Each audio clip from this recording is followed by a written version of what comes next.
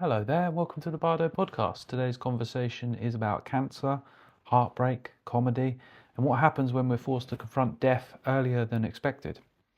My name is Marc Salmon. I'm a comedian and a practicing Buddhist who needs a lot of practice. Also spent much of my working life in adult social care. And this is a podcast about comedy, philosophy, spirituality, and thinking differently in uncertain times. Today's guest is Fernando Rodil, a director, storyteller, and screenwriter who has written for HBO, Amazon Prime and Disney Plus, and now lives in the Netherlands, where he teaches storytelling and performs comedy. Fer is currently performing a show called Fer is on a Deadline, which is a deeply personal storytelling performance about his cancer diagnosis and the search for meaning when life suddenly becomes uncertain. We actually begin the conversation with Fer talking about that show, and from there the discussion moves through illness, heartbreak, comedy, and the strange resilience of the human mind. Fer was incredibly candid and generous in sharing everything he's gone through. And for many of us, death is something we're taught not to look at too closely. But in Buddhist practice, we're encouraged to reflect on death regularly as a way of remembering the preciousness of life. And that idea runs throughout this conversation, accepting reality without giving up and seeing how fragile things are, while somehow loving life anyway. I'm looking forward to you hearing this conversation, so let's sit back, relax, loosen our grip a little bit, and float downstream as we enter the Bardo.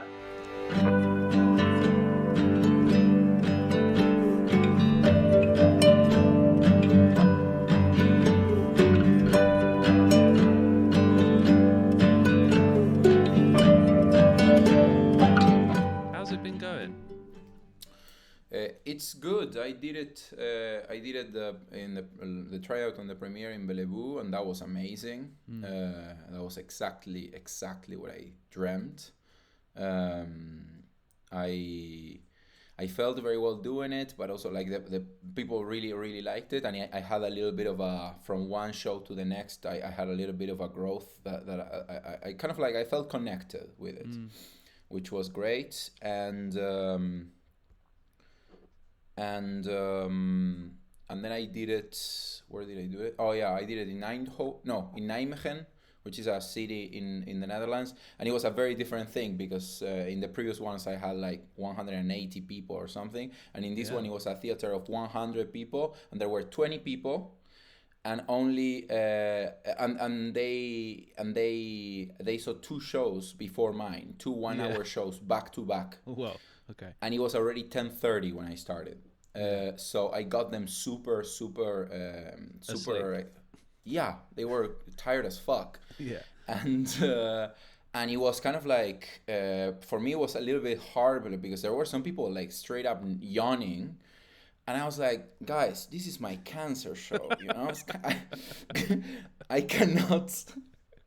I cannot make it more compelling to you than this.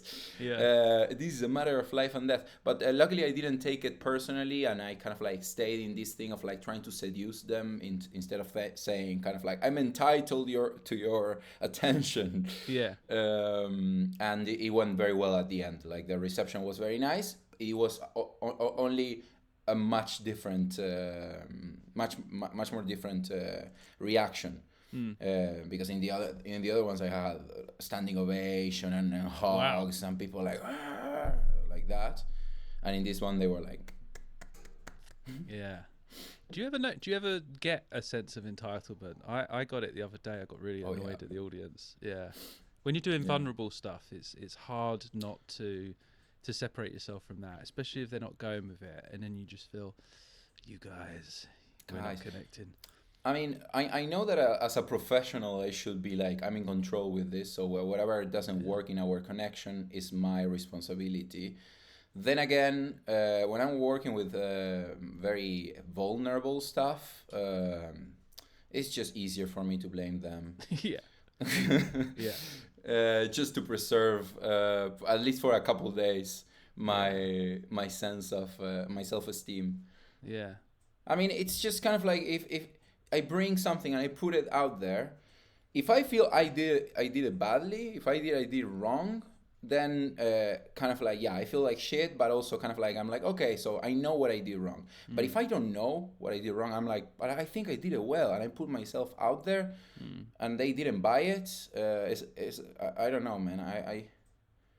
I feel I sold myself cheap, but I didn't even want to. So I just blame them. Yeah. And there's always like this thing that's sort of said that it's actually always your responsibility as a performer, right? So you should have noticed that. But I don't think that's always the case. I think sometimes it is them. You're just not connecting. It's like anyone. You don't connect with everyone. Yeah, it's like chaos. It's a kind of like very slight little influences in between themselves can throw them off, and it's not your fault. It's not their fault. It's just an emergent. Yeah, it's just entropy. Yeah, it just spirals out. Yeah, It's actually amazing when it goes well in any way, actually, because if you think about all of the conditions that need to be met for even a joke to work. There has to be a point of attention. There has to be all of these things, this confluence of events. Yeah. So it's miraculous when it does work. But I won't see it that way. I'll flip it round. I just take that for granted, and I'll just focus on the negative thing. Yeah. Isn't that sad that we cannot see how kind of like how crazy it is? It's that crazy. It works. It's crazy that anything works at all. Yeah. It's such a fragile thing. Yeah. So we're going to talk today about the 3 big topics, right? You suggested these to me. Yes. This was change, it was death, and it was love. Yeah. And and I think like we're not.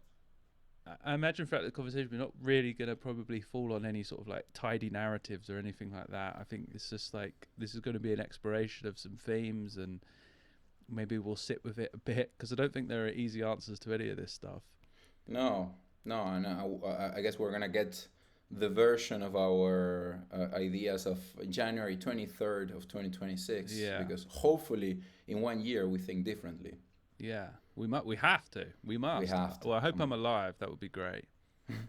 Well, that would be a good start. Yes. So with these topics, I think we'll start off. And you've had. How do I put this? Well, we live in a universe, right, that's constantly in flux, right? Yeah. This is something we know, and it's about how do we find our footing in that when there's no ground whatsoever. This is a question I ask myself a lot. And for you, I think you've had, to put it diplomatically, like an interesting year, we'd say. Yeah. And so, have you experienced? Do you mind if we delve into that a little bit, like maybe a little bit of what's happened to you, and has it been like a confluence of all of the events together, or has it been like separate things that have compounded? What's happened in your last year? So the chronology of events, and I take a little bit of 2024 because like the chain of unfortunate events starts with the death of a friend of mine, a guy who was younger than me. He died of cancer in July 2024. That was a blow. It was my first Dutch friend, Marijn Mas he is his name, and like he had terminal cancer. When I met him, he had cancer, but we didn't know that it was terminal, and then within a year we learned that, and then he had 1 year left after that. And in 2024 he left, and I started thinking about death a lot, which used to be my obsession when I was a teenager, a young adult. Okay, and what sort of way was that? Because I had a period of my life that I was a Christian for 2 years. Oh right, I didn't know that. Yeah, from 14 to, or maybe 3 years. 14 to 17 approximately, or 13 to 16. I was a Christian because I went to a Christian school, just because of social pressure. I was inserted in a Christian place, and I became a Christian. Is this in Argentina, yes? In Argentina, yeah. And when I stopped believing, just for natural kind of like things that didn't make sense, kind of like the unfairness of some of the beliefs, and that my family wasn't particularly religious, so they didn't like the parts that were kind of like straying away from normal civilian. When I stopped believing the idea that there wouldn't be an after, like, or the uncertainty, like the absolute vacuum of all purpose or transcendence, was like super hard for me. I wrote about it a lot, I read a lot, but it was all very dark. It was kind of like I was in my gloomy teenager phase. Yeah. So you're sort of stuck in this. Was it sort of nihilistic, would you say, that it was sort of like there's a pointlessness to this? Yes. Yeah. What's the point of going out there, of growing, if we're gonna just if everything's gonna end and we're gonna be forgotten and nothing's gonna matter. I was gonna say, because I remember going through this phase as well, and I romanticized it. In what way? I think that it became a badge of my identity, that like nothing matters. And then I started drinking quite a lot and smoking, and it became a little role that I was playing, like this angsty, what I perceived to be an artist at the time. You know, like the suffering artist. Yeah, of course. How did it manifest for you? This kind of gloominess. Poet. I also kind of like have had this idea of like poetry through suffering, and it's the suffering of like the weight, and reminding, like pressing on the open sore, you know, of the existential wound, pressing and pressing, because you have to remember that nothing matters. Ruining every like family event that you get to. A professional party pooper. Yeah. And there's some kind of like pretended depth in it, because at least you're thinking about it, which is kind of like more than what most people do. Yeah. But then it's kind of like you stopped at the moment of you becoming aware that you were thinking about it, and you got kind of like you put your identity there instead of going further. Okay, there's no meaning, but that hurts you, so you need some meaning. So how can we create some meaning? Maybe. Yeah. Well, saying there's no meaning is a meaning as well, but you don't realize that sometimes at the time. Yeah, true. Yeah, it is a narrative. It is still a narrative. It is true. So yeah, I had that phase, and then a therapist told me that it was kind of like something that clicked when she said that death is the only problem that you cannot solve. And it's the perfect way of procrastinating solving the problems that you can solve, just thinking of death. So her theory was that every time I was obsessed with death was because I was stressed about something that was happening in my life. It worked, you know. I kind of like every time I was like, oh shit, I'm feeling existential dread. What is going on in my life? And I always found reasons to say like, oh, I'm stressed. And then I addressed those things, and then it faded away. At that time, I thought that was the solution. That was it. Now I think it was a very sophisticated form of denial that works, and people should try. Should do it. Yeah. Because one of the things that you made me just think of then is that it's Sartre, Heidegger really says that we're beings towards death. Like that, there's this fundamental anxiety that's there.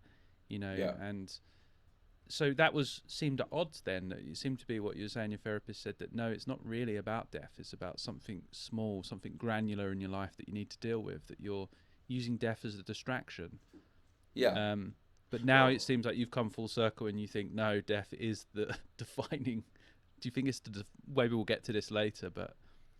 I think we are beings projected towards death, as Heidegger says, but also we're beings in the world, and sometimes as also Heidegger says. So I think sometimes when we kind of like start thinking of death, like we kind of like enter the metaphysical realm or the lack of it, and that we stop being in the world. And I think bringing death into our concept of what the world looks like, I think it's a good idea, because we have distanced ourselves from it. And as a cancer patient, that hurts me consistently. But it is in the world, you know. It's not just kind of like stepping out and looking.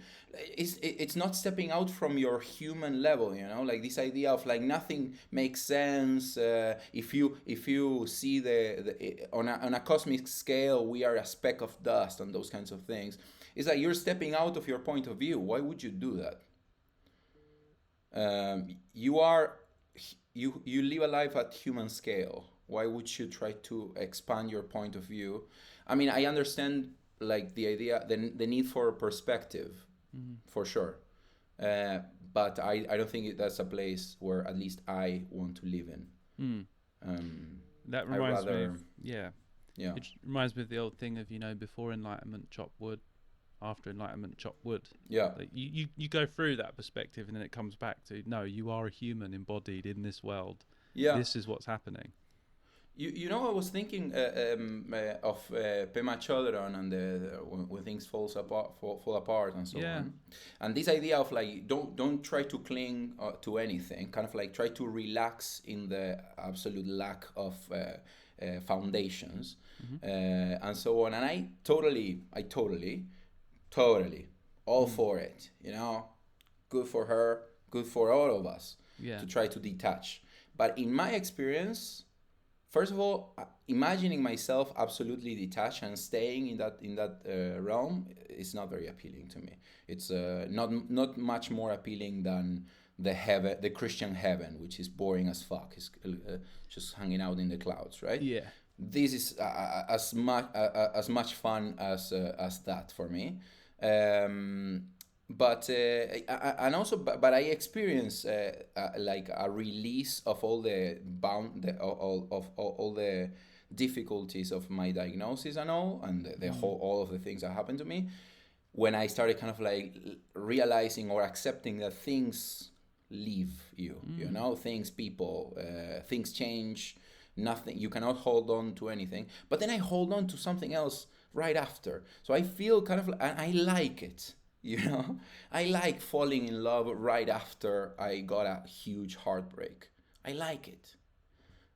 Even though I know that it's like, yeah, but you know that you're creating this castle, like this, how do you say, this house of cards, and there's a wind coming, you know. You're like, yeah, but still. I love it.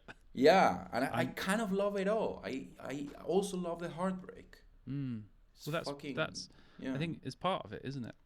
It's part of experience. Yeah. It's part of awareness. Yeah, and it brings up like it squeezes you. It brings up some like pretty intense how do you say, manifestation of your essence.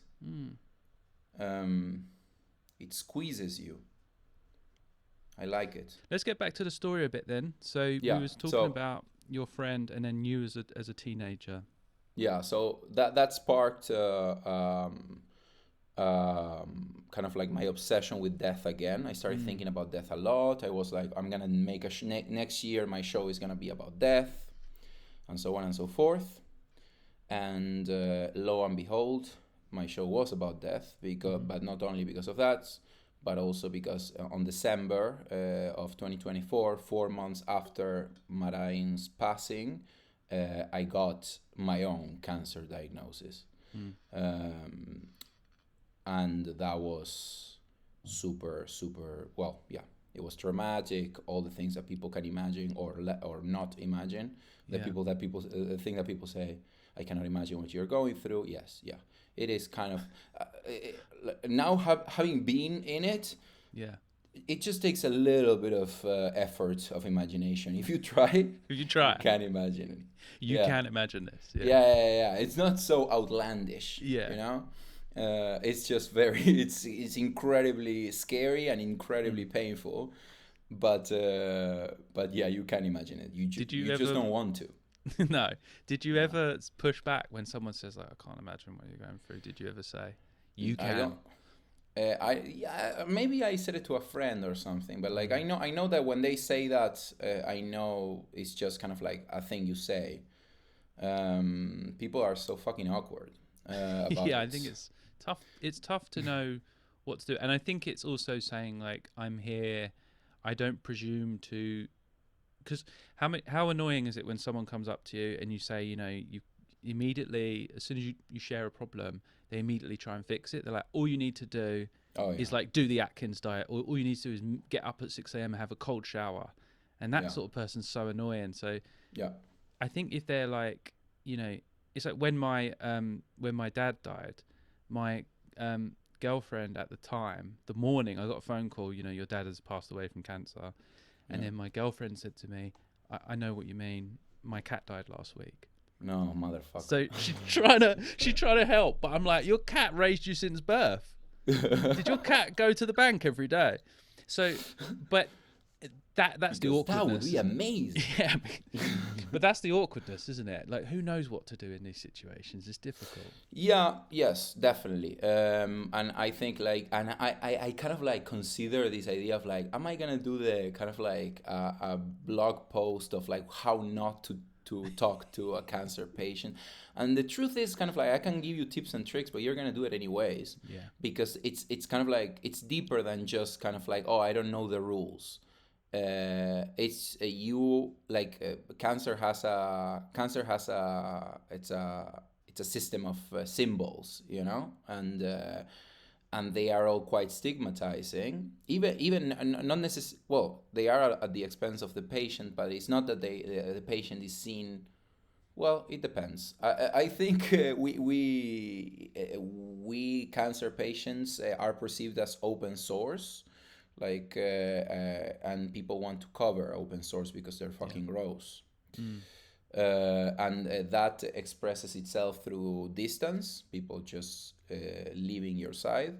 It expresses through people telling you, getting annoyed at you when you are feeling sad about it, like they demanding you that you are positive, and people just offering solutions,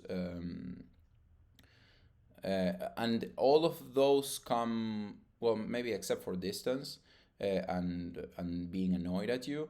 I think there is love in all of them, a little bit more in some and less in some others, but there is a lack of empathy for sure. But it's I think it's people cannot help it, because if it would hurt to empathize. And cancer is a very, very, very scary word. So yeah, so there was that that kind of like marked the diagnosis marked a pivotal moment, like put a big burden on my relationship, and then that's the thing that ended 7 months after the diagnosis, and so that was another thing, you know, and then I had a fallout with my brother and sister also about the whole thing. They basically blamed me for not how do I say this? Like basically they got annoyed at me because I was sad because my 5-year relationship ended and I had cancer, and when I responded like, hey, I need your support, not your judgment right now, they were like, no, you have trouble, you need to figure it out on yourself, and only then we're not gonna come and help you. Which is something that is like we haven't spoken ever since after that. So that's where things are at. So it was kind of like a succession of heartbreaks, and all of them have their own thing and their own history, but they were kind of like all converged into one thing. So that's what the show is about. It doesn't include my siblings part, but it's the death of my friend, the cancer diagnosis, and the breakup. Yeah, I'm sorry to hear about the sibling thing as well. Oh, it yeah. Sucks. Do you think with this stuff, do you see it now? Obviously, this has made a massive change in many ways, right? Yeah. Is it now like? Is it like a pre-cancer Fernando, post-cancer Fernando, in the cancer Fernando? Like, I guess you're just feeling differently about so many things now. Yeah. It was. I think I changed. I like to believe I grew. I think I grew. I changed in a positive way. Yeah. Quite a bit, a lot, I would say. I find myself being much more compassionate than I used to be, kind of like in terms of like being able to feel other people's pain, and kind of like staying in it and choosing to stay in it, which was a big like I always approached people in a way. I could say I was the same as people is with me now, like trying to an intellectual approach to people's problems, so trying to point at possible solutions. Now I know in my body that that's not right, so my body itself kind of like leads me to how to deal with other people's emotions. I have a much closer relationship with my body now. I started a improv movement class. Nice. Yeah. Okay. What does this entail? It's kind of like it's the choreographer for my show. She does this every Monday. She does Sofia Miramon is her name. She does these classes. It's like 2-hour classes of exercises where she puts music and she gives us exercises of how to kind of like improvise movement with each other. And it's any kind of movement that is in the music inspires in you. So it's not choreography. It's just bodies communicating in a primal, like pre-language way. Sometimes it's dance. Sometimes it's kind of like you mimic stuff that kind of like feels that it means something or not. But it's the first time like in a long time that I don't do something so out of what I usually do, because I've been in the arts and on stage for a long time, but it wasn't the movement, it wasn't my body, the focus. And that has been like super interesting for me. And in terms of my body, also exercising and so on, and also I became much more aware of the oscillations between sickness and healing of my body. Like very little things. I got I don't know, like I get from playing squash, I get a wound in my leg, and I get very I check how it's healing, and kind of like I notice those things much more. I'm much more sensitive emotionally to sickness in general. Like whenever I get a flu or anything, it affects me emotionally, but it also affects me positively every time I heal. Yeah. Yeah, it's like we don't. It's amazing how much you don't just sit there. I had my tooth removed. Ooh. And it's like you don't think about that. I don't normally like lick my teeth and go, "How great are these?" Yeah. You know? And as soon as it's gone, then when, like after a period of illness, every time I go, I'm going to be so grateful forever now. I'm going to be I'm so happy to be like through that food poisoning. I'm going to be so grateful. 2 days later, I'm back into my habits. They're so strong. Yeah. And this is an ongoing thing, right? Yeah. But the body thing is very interesting that you're doing that improvised movement. Personally, I don't know if this happened before. You sort of got this diagnosis. Sometimes I do think there is a divorce from my body. Wilhelm Reich talks about body armoring, that we actually develop in armored positions unconsciously to protect us, but that actually holds back a lot of power and a lot of freedom. The body has also been described as like as our subconscious in a way, like the body keeps the score and stuff like this. Yeah. So like opening up and having that relationship with the body, it sounds really positive that you've got this like body-led thing rather than the head. It sounds like you're moving towards the heart and this grounded thing.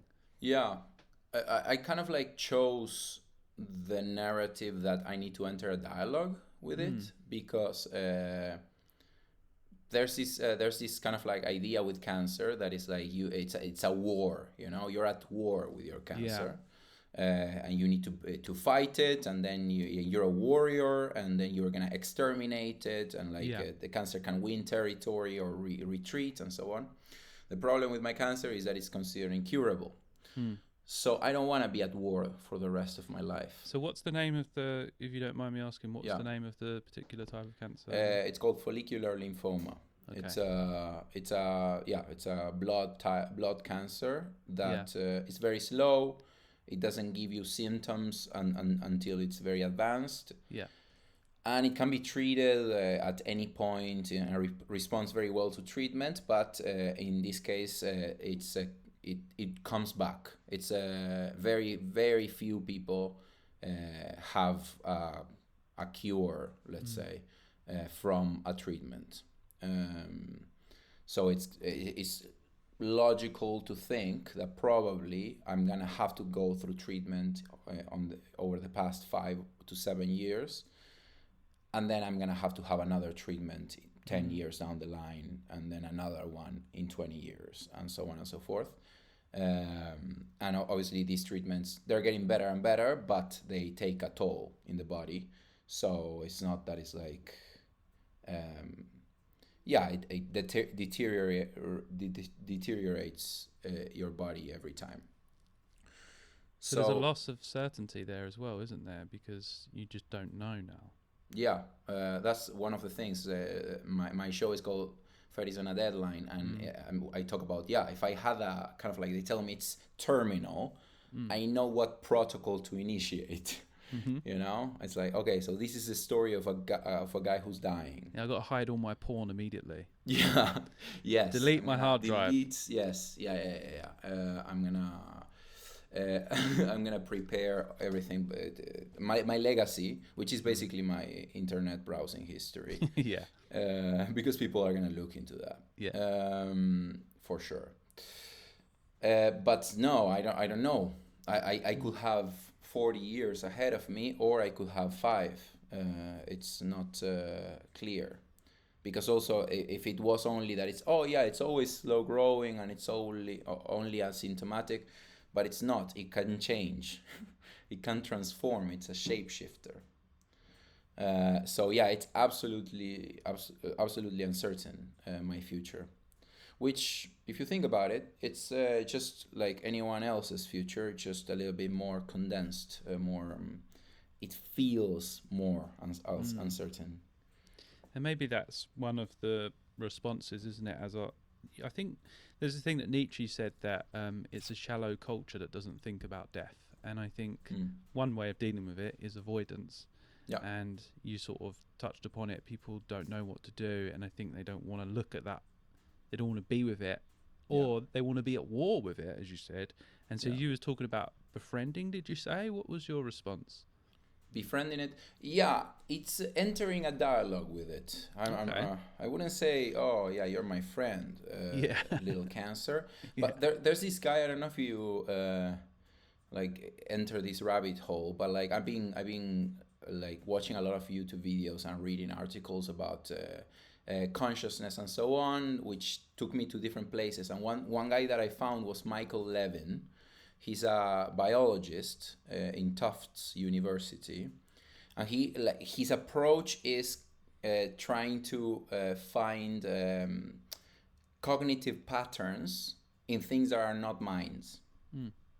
So basically, he's kind of trying to address what he calls mind blindness in science. That we only look at minds that look like our minds, like they're inside of brains, or inside, or like they're kind of like channeled through brains and those kinds of things.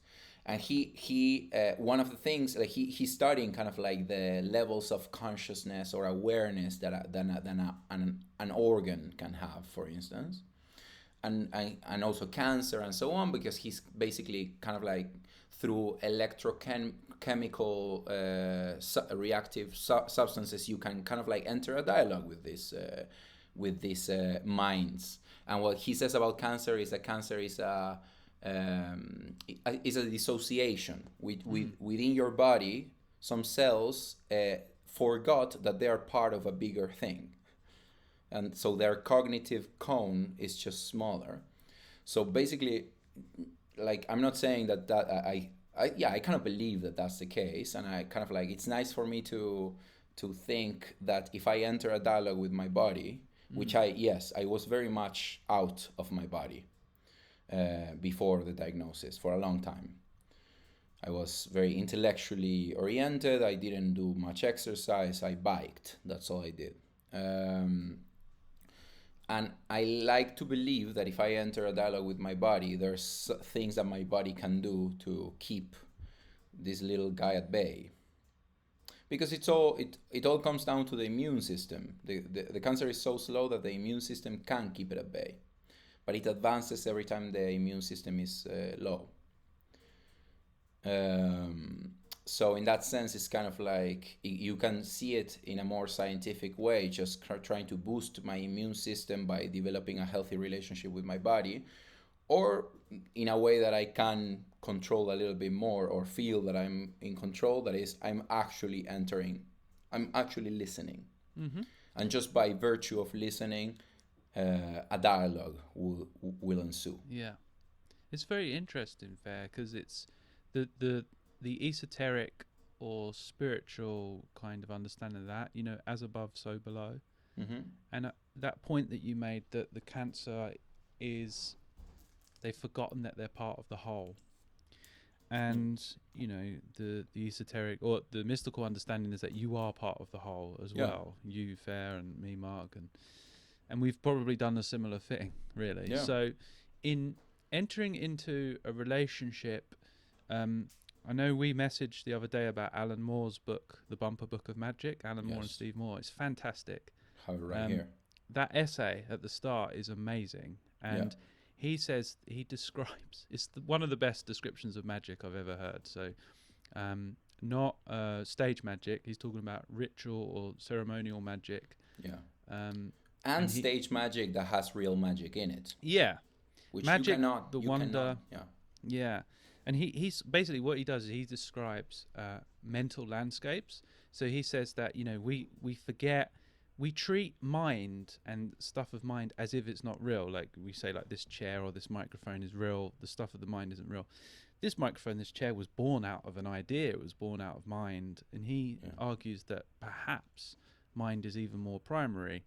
And he describes so he says that so stuff like distance works differently in the mind. So we have, he says, what does he use? He used Lanzen and John O'Groats in England, the two furthest places apart in distance.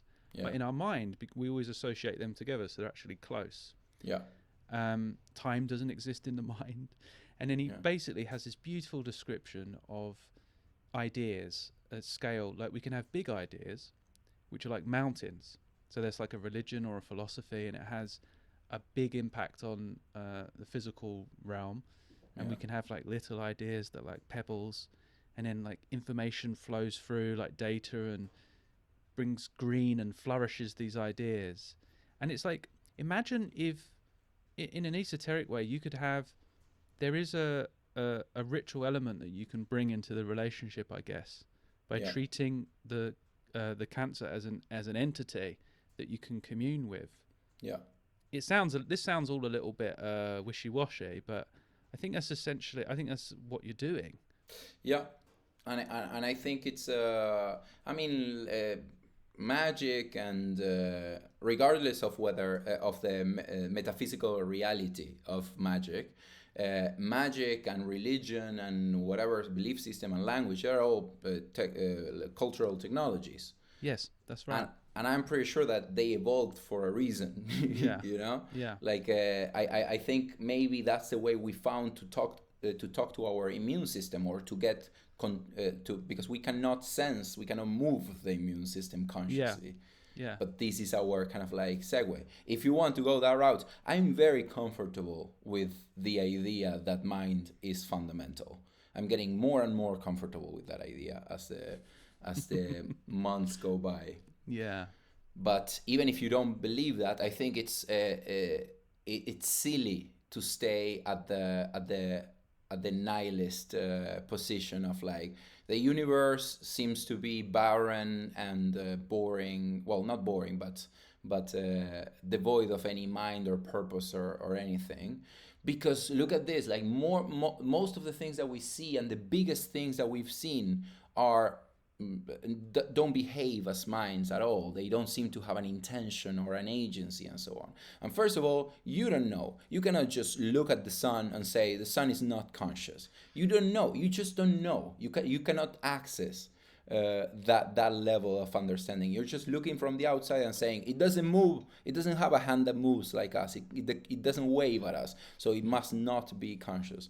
That's the first thing. And the second thing is like very like a rock that is huge is very meaningful to you in the sense that it gives you the idea that things are meaningless just because it's very big and you're very small. So me, that I'm very small, cannot be more important than a very big rock. And like I think I see so much silliness in that argument. It's why do you care about scale so much?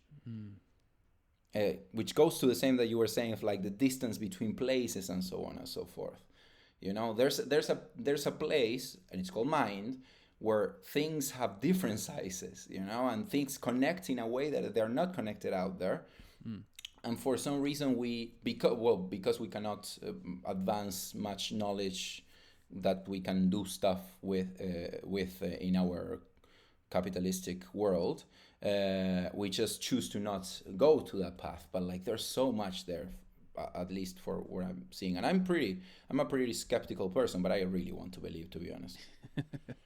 Well, you just touched on something there. This capitalist world, this sort of born out of the Enlightenment period, is a kind of mechanistic, cold, dead universe, isn't it? And I'd say for the majority of human existence, that's probably not been the prevailing belief. We had like animism and things were alive. And I'm quite a fan. I did a podcast recently about metamodernism. I'm quite a fan of acting as if. And there's a philosopher called Dan Dennett, and he has this. He ascribes intention to things like storms or rain clouds. It's almost like a shorthand. It's like a heuristic that we can use, like magical thinking on purpose. So say if we treat our computer as a person, we can kind of have a communication with it. You know, and we do that all the time anyway. We go, this computer's not working, as if it has some agency. Yeah. And it's just because we are anthropomorphic, and it's easier for us. It's like a hack. Yeah, but like there is some wisdom in that, in the sense that say, why would you try to relate to the world through a third person perspective that you don't have? I mean, I think it was useful at the time, you know, like this whole thing of the separate, because the church had such a grip on knowledge. For science to arise, they had to be like, okay, we're gonna handle all the things that are material, and all the things that have to do with psyche, hey, it's yours, church, don't worry about it. That's not the realm of the science. Perfect, beautiful, good idea at the time, but we ran with it, you know. We forgot. It's like this story. There's this soldier guarding a chair in the middle of a how do you call it, where the soldiers are? Like a sentry box or something. I don't know, but like where all they all are there. The cuartel is in Spanish. I don't know how it is in English. Where all the soldiers are. There's a patio in the middle, and in the middle of the patio there's a chair, a yellow chair, and there's a soldier guarding it. And there's every night there's a change in the guard, and another one's on guard. And one time one guy is like, hey, why do we have to guard this chair? And they're like, no, I don't know, but they've been doing it for years and years and years. And that person starts looking up into what happened, and then he finds a sign that was stuck in the chair that says it was just painted. Yeah. No one sits on it. Oh, and right. that's why they were guarding it. I think we kind of like forgot why we are kind of like not looking at consciousness. Yeah. And because of that, even Dan Dennett, because he was one of the... He said that mind doesn't exist in a way. Yeah, he said, mind is an illusion and so on.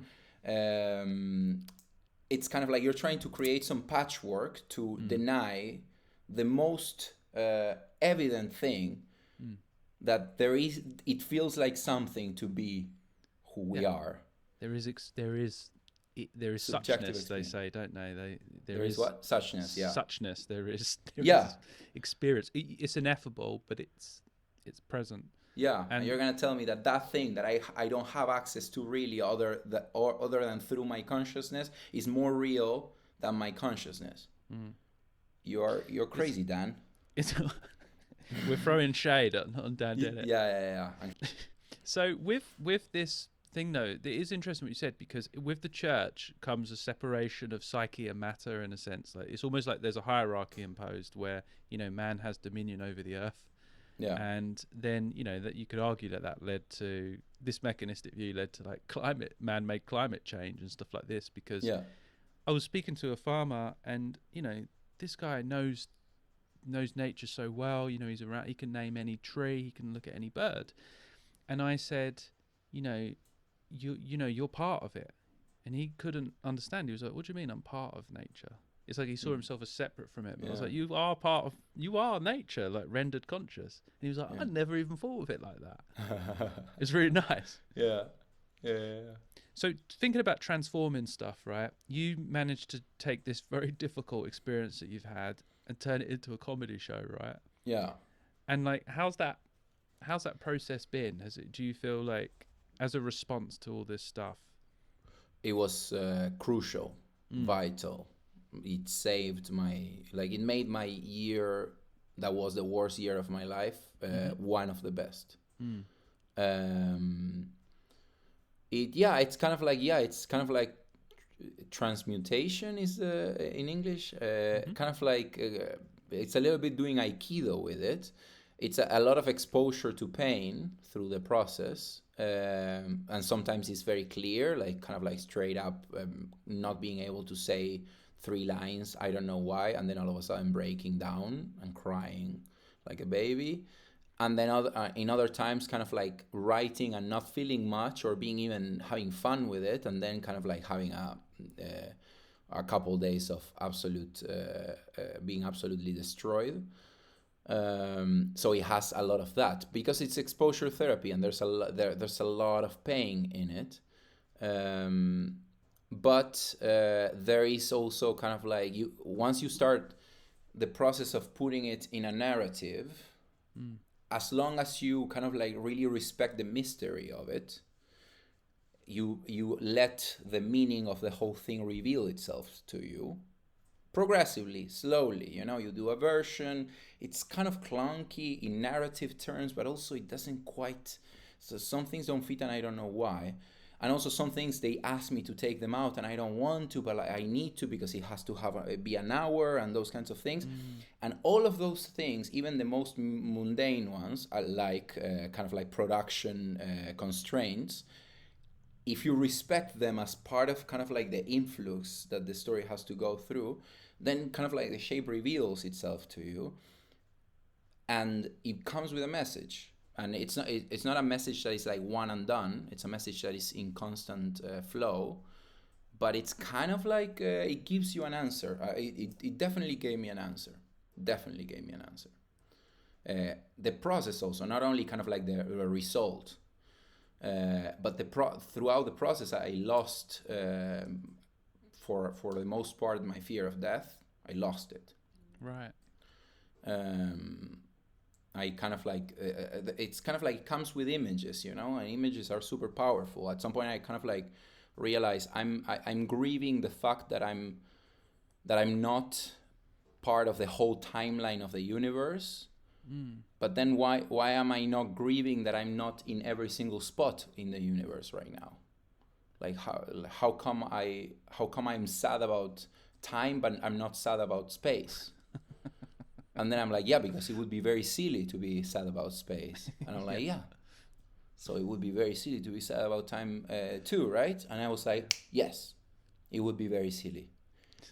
You get the space that you get. Yeah. And I kind of like that really, I was like, oh, yeah. It's duration became, irrelevant. So that it was something kind of like in the process of mulling the whole thing over. And also like there's things that I'm still in the process of discovering. I think there's a lot in my relationship with attachment, my relationship with love, that I'm still kind of like digging into. But I did find I did find some truth that I feel comfortable with, at least so far, in this oscillation. I'm this oscillation between attaching and detaching, and attaching and detaching, and I like myself.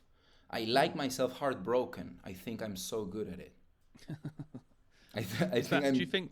Is that an Argentine? In Portugal, they have like, is it saudade? I think it's saudade. Saudade, yeah. Saudade. Brazil. Is that an Argentinian? Is that no, South American? I mean it's a Brazilian thing, but I think saudade is kind of like it's a little. It's kind of like nostalgia, right? Like a melancholy, like a sort of way, like nostalgia, like a longing. Yeah, but it has some nice flavor to it, right? Like it's some beauty. But you like the heartbreak. You like being in the broken Fer. I think I'm capable of so much beauty, and it's the same as being. It's very similar to being in love. Only not so many happy chemicals, but I also experience I fall in love so easily. It's crazy, or maybe I'm very lucky. But I've been feeling that being in love, and it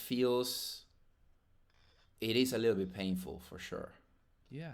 You know, it has all the things that you cannot stop thinking about it, and kind of like you're kind of like a little bit useless, but also kind of like when you're in the flow of it, like the conversations of being in love, they all come kind of like with some lines that I would like to put in a book.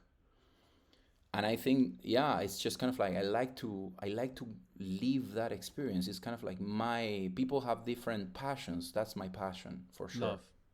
It's love, and all the stages. So when you said you're oscillating between attachment and detachment, how does that look?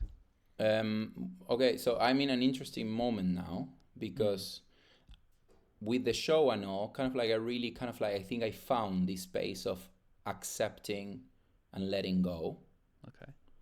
Because also like I was so attached to like my identity. I live in Amsterdam, but I only lived in Amsterdam outside of Argentina, and I never lived in Amsterdam being single.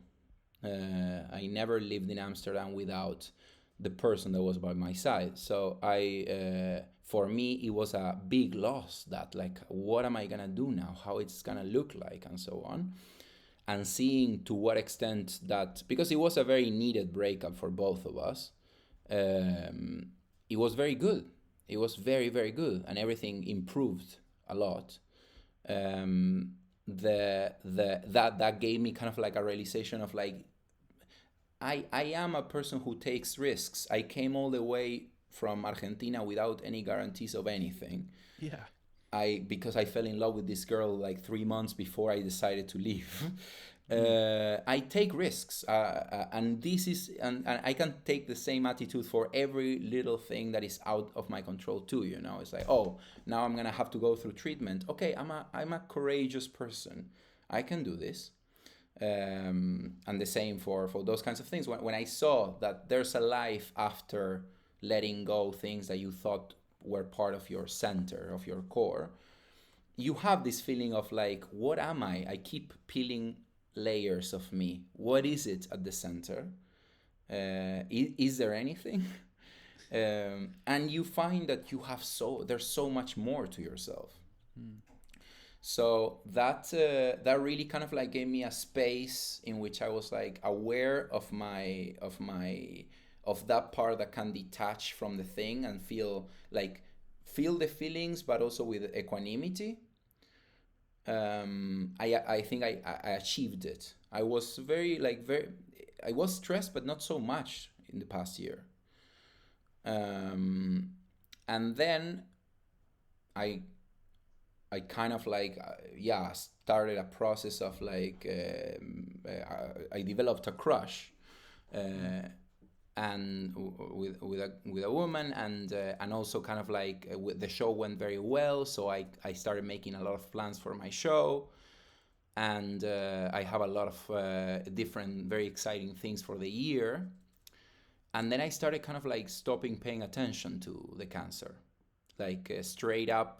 Maybe a day goes by and I think about it twice, which was kind of a year before it was unthinkable. And it came with happiness because I could achieve that. I could achieve some distance and some level of normalcy, but at the same time with fear, because I know now that I'm attaching to life again, then the moment when someone tells me, hey, you need to remember that things end, I'm gonna be heartbroken again, and I'm scared of that. So I'm kind of no, Fernando, don't detach so much. Think of cancer more. Okay. You know, so you don't kind of because I don't want to have it kind of oscillating so crazy. So extreme. I rather be in a constant state of attaching, but not so much. I don't know that it's possible. I don't know that is possible, and I don't know that that's what I want, because being in love is something that you cannot half-ass being in love. Right. It's a leap, isn't it? Yeah, it's a leap, and you have to go all the way, and sometimes it burns very, very fast, and sometimes it doesn't. And sometimes it transforms into something else, but you gotta go all the way. You gotta experience it. Especially when you know that this is your thing. Yeah. So yeah, I mean, an interesting point right now of accepting that there's gonna be an oscillation, and now is the time, and it expresses itself in very concrete things. I don't look up stuff about. I don't want to understand more my cancer anymore in terms of how it works and treatments and so on. I don't check. I have a kind of a sense of alertness about my body in general, but I don't touch the lymph nodes that are inflamed to see how they're doing as much as I used to. I just kind of, and it is a little bit denial. It is denial. But it's there's gonna come a time in the future in which I'm gonna have to pay attention to it again. I just try to stay in the process that I am now. Sounds like that's what you feel you need to be doing. Is you can frame it as denial. It could be framed as this is me doing what I need to do to live now, because that's what you want to do, isn't it? Live right now. Yeah. Yes. And love. Yeah, I wanna and it comes with you don't forget that nothing is forever, you know. Yeah. Obviously, when you talk about these kinds of things of plans and so on, you're always kind of or I'm gonna have to cancel this. Yeah. I guess it could be quite a good get out of stuff. You can use it to get out of stuff, I imagine. That's probably one of the only perks. The cancer, you mean? Yes. Yeah. You don't want to go to anything. You can be yeah, exactly. It's sorry, I couldn't make it. I have cancer. Yeah. Yeah. And they are a little bit thrown off, but they cannot say anything back. You can't. You can't. Yeah. There's no comeback to that. Yeah. So do you, with the comedy show, with this show, it's not just comedy. Obviously, you're a great storyteller, right? So, did you find that as the process has been going on? Surely that's helped with that exposure to it as well, and transforming it. There's a lot of power in turning it into a show. There's a level of awareness that you can look at it in a different perspective. Yeah. Yes. Was there anything that was like that you found? I guess you're still working on it now. You're very much in it, but is there anything that was like too? Maybe don't have to talk about it now, but like anything that was just too raw that you can't find the humor in, or do you think you can find humor in anything? No. But I think, no to what? Sorry. Yeah, I don't think you can find. I don't think I personally can find humor in everything. Okay. I think other people can find. They might be able to. I don't think anyone can find humor in everything. Yeah. I think we all collectively maybe can cover most of the bases. Yeah. But we all have, I think, some places that we shouldn't. You know, like there's things that are not meant to be turned into jokes.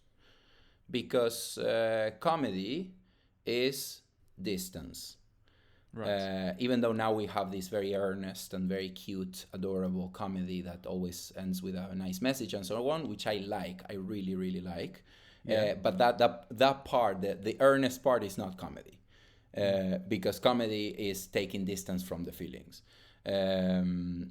I know that you can use a joke to break someone's defenses, and they're gonna cry after they laughed. But a joke is distance in itself. So I think there are things that are sacred, and they should be for me, not for society in general. For me, I wouldn't grab a scene from my breakup and turn it into a sketch. Okay. Because those feelings were sacred, right. And there's a lot of beauty in them. So I rather relay them with all the emotion that they carry. Yeah. Instead of kind of like turn them into a sketch. Yeah, not everything needs to be a sketch. No. You know, sometimes it is like, you know, there is a moment to let's feel this together right now. Exactly. That's what I like. What I learned as a storyteller, like in my kind of like growth as a storyteller. One of the things that my teachers in Mesrab kind of like always told me is like you're using humor to deflect from emotions or from creating atmospheres, or sometimes just because you're nervous. And you have this tick that you need to check that the audience is listening by making them laugh. And it's very much like that. I now after like it's been 5 years of this, I notice when a joke it comes from the logic of a character of the story, or it comes from the intrinsic absurdity of a situation, and when it's just me trying to be witty. And I think the whole kind of like, I had friends telling me, oh my God, now we are going to be so funny after the cancer. First of all, I like to believe that I was already. Right. But that was their response to you when they met you? You said, I have cancer. You're going to be hilarious. I mean, like, these are people that, imagine that someone don't know me. Yeah. Like, this is going to be hilarious. Oh my God, here we go. What do we have for me? Okay, here we go. No, I had people that say, oh yeah, and I have a friend who had cancer and he recovered, and now we make so many jokes about it and so on. Yeah. It's like, I'm fine with the dark humor aspect of it. Yeah. I think it's kind of like pretty shallow.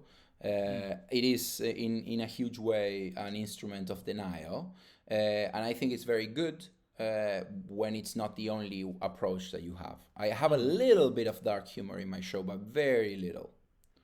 Just a few, maybe a little bitter or acid comments. So that's it. Yeah.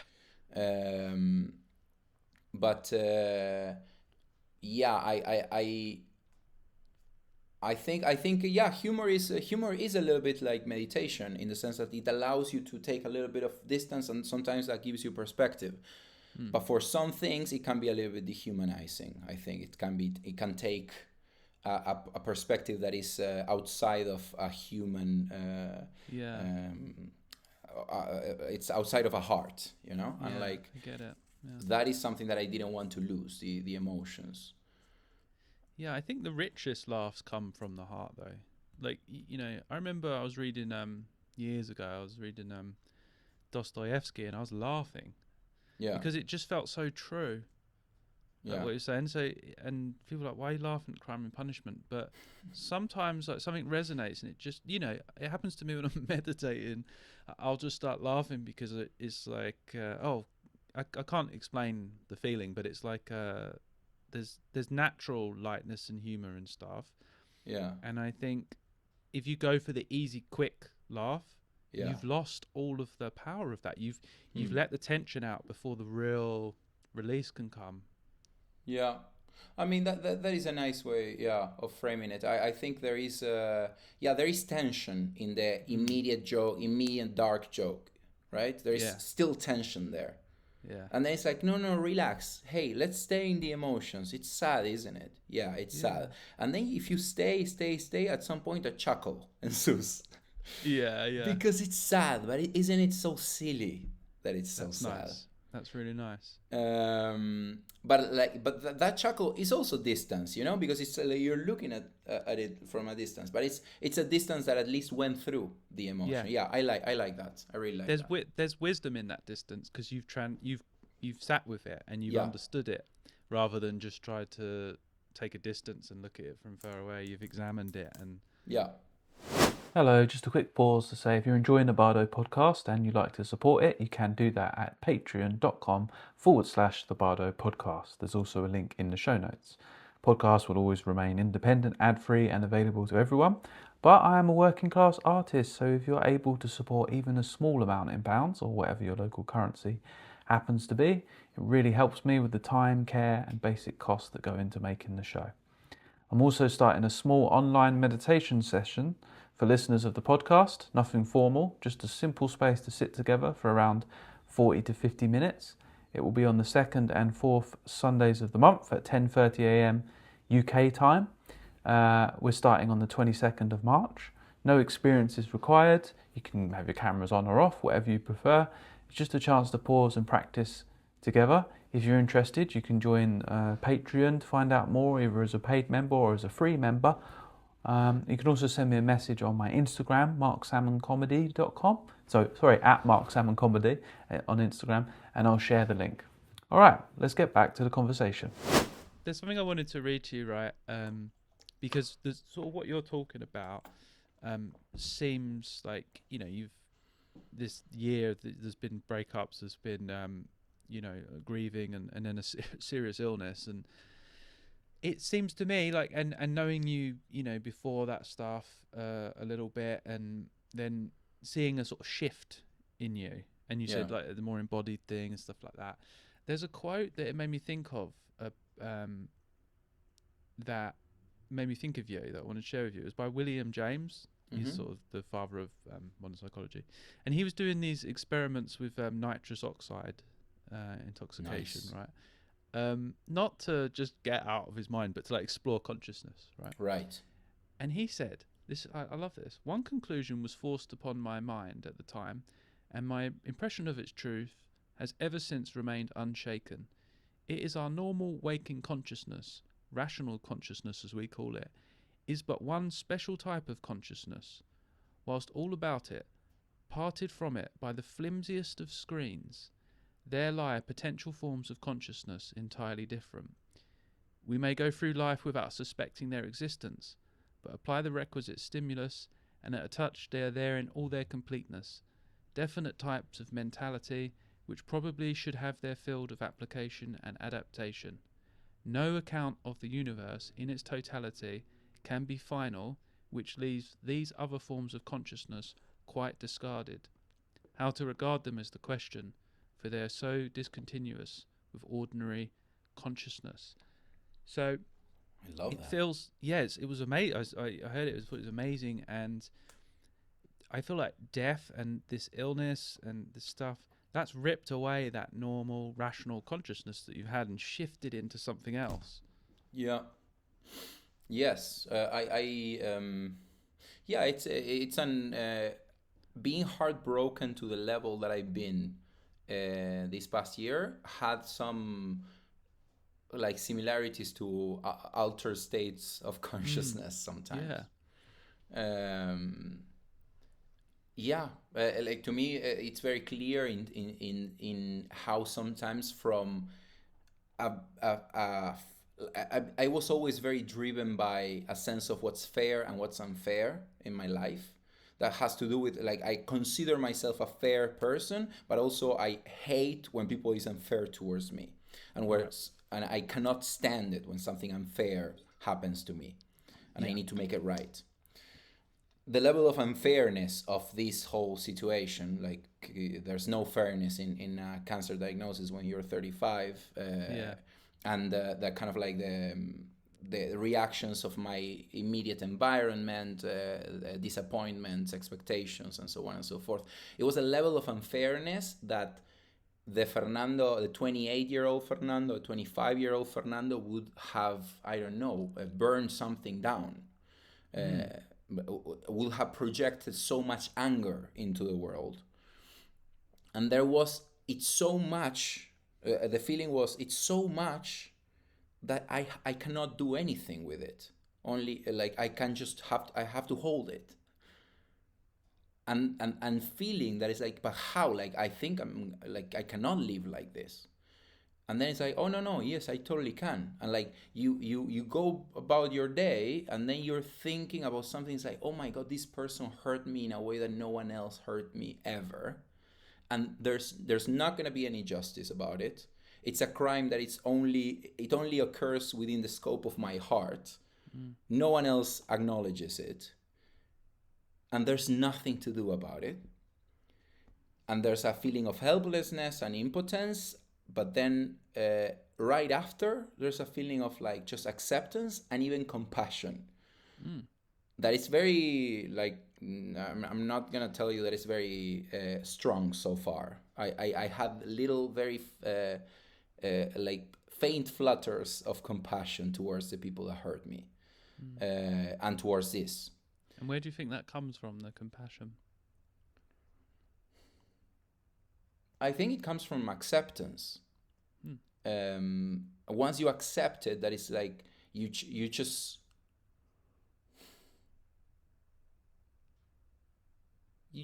for some reason you kind of like switch your point of view and imagine how it feels from the other person's perspective. I don't know if it's curiosity, maybe. Maybe it's that. Maybe it's kind of like it gives you space to be curious instead of just judgmental. You know? Yeah. You're like, but why though? Why would they do this? And then you kind of like look a little bit and you're like, oh, okay. And obviously the judgmental part of you steps in to defend yourself, because it's like, what the fuck are you talking about? Now I was the one who did something wrong. I got cancer. Yeah. I'm not in my right mind. You cannot hold me accountable. But the problem is, I'm going to have cancer for the rest of my life. I don't want to be regarded as the unreasonable person for a reason. But like, yeah, that is a little bit kind of like a posterior thought. But in the moment, I think it is a little bit of that, of kind of like, with acceptance comes a little bit of space, and with that space, there's a little bit of like a sense of wonder, you know, of like, oh wow, like why, how did that behavior that hurt me so much came about? And it's all theories, right? I'm not saying that you access any truth, but I think there is a lot of healing in trying to not staying in the judgment, even though kind of like like, I'm gonna take the example of my siblings. I think they hurt me a lot, and I think they did it because they are scared. But they hurt me. And I want to forgive them. And I know that forgiving them would be very healing for me. But I cannot forgive them until they say sorry. And they won't say sorry. I don't know, maybe in a few years they will. But so far, I don't think they will. And then the question is, okay, but can you forgive without them being sorry? Because that's real forgiveness. And at this point, I'm telling you, no. because I need to preserve myself. Mm. And if someone hurt me and they don't acknowledge what they did, then I'm at harm's way. But maybe in the future I can forgive, even if I. So far, I need reassurances. I need an agreement. A boundary, maybe. Yeah, I need a boundary to be acknowledged. For me to forgive. Yeah. But I think what you've said there is useful for others, because you said that in accepting, this is something that every single person has to go through. We all are going to suffer. We're going to lose people we care about. We're going to get heartbroken in many ways. And these are opportunities, these ruptures, when our identities are sort of stripped away. And this is not to be glib about this, but you said yourself that once you said there's nothing I can do, what came from that was then something which arose was curiosity and compassion, and there's an energy that come out of that. So it wasn't just passive. Yeah. Sounds like that part of the healing process is in accepting, then comes some transformation after that. It's not just that's it, I'm like, what's the point, I give up. Yeah. And I found that. Thanks for sharing that. Yeah, no worries. Anytime, man. Yeah. Anytime, buddy. This is what I do. And it relates to death also, right? Because it's kind of like there's this feeling of like, once I accept this is it. Because once I cannot do anything, then that's the moment you die. And then you realize, no, there's more. There's life after this. Yeah. And like, to me, it's kind of like a very similar feeling of how we imagine death will look like. It's a very similar emotion to these kinds of things. In general, how we approach change. Yeah. And it seems as if there's a rational aspect to it, but to get back to the William James quote, is that it seems as if it was felt. It was a felt thing, that you sat with the thing and you looked at it and then you said it's okay. You transformed it. It wasn't so much like, I'm going to think my way out of this problem. No. Which is something that I definitely do a lot. And around anxiety. So at one time back in the day, I used to take a lot of, used to drink a lot, take too much illicit substances. And that's illegal. It's illegal. Sorry. No, it's fine. It's fine. And I remember I would stay up for like 72 hours and just drinking, and because you just keep going. Yeah. And then at the end of the evening, I'd have a panic attack. And it would get to the point where I just would give up, because I was like, because I was so scared, I'm going to die. I'm coming down. But when I gave up, and then it was like, yeah, whatever. There was a peace that came over me. But what I'm worried about in saying that out loud now is that, am I advocating for some sort of passivity? I don't think so. I think what you said is saying, no, something curious then comes out of that. A new thing can be born from that, which seems to be compassion. Yeah. But like, why would you say that you're advocating for passivity? I didn't get that. At that point, I was like, I don't care if I die or not. Oh, okay. I just want to be at peace. Yeah. So it was more like a giving up. Yeah, but maybe giving up is kind of like the rough shape that you gave to something that is a little bit more nuanced. It's just letting go. Yes. And there's an after letting go. You just called it giving up, and you put all the symbols of what giving up means. But it was just the act of letting go, which is not letting go. I mean, I don't know. It's you let go of everything, and you fall, and there's nothing to hold on to, so you don't hold on to anything. Yeah. But you're falling into something. And it's passive in the sense that you're not the one holding the wheel. Yeah. But it's a leap, and in that sense, you're in motion. Yeah, and there's a quote by Chogyam Trungpa Rinpoche, and he says, the bad news is you're falling out of a plane without a parachute, but the good news is there's no ground.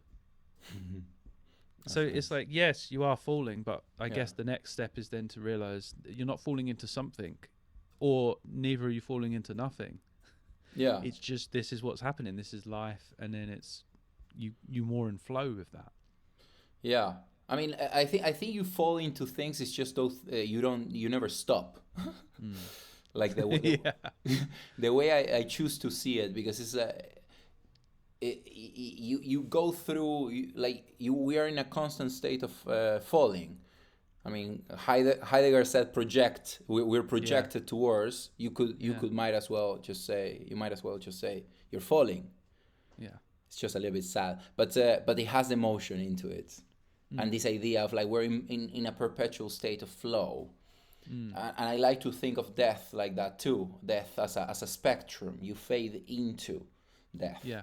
And who knows what happens next? But I tend to feel towards death that even if it's not, I feel several things. I like Ram Dass, and I really like that guy, and that's why I kind of like I am a little bit seduced by the idea of reincarnation, even though it has a lot of intellectual problems for me. But even if it is kind of like we stop, we start over, kind of like eternal return, we perpetual wheel of our life as is. I think there is continuity in our consciousness. I cannot imagine that there's discontinuity in experience, even if it is kind of like that the mind, the universe, there is a fundamental mind that projects the universe, and the universe is a manifestation of mind.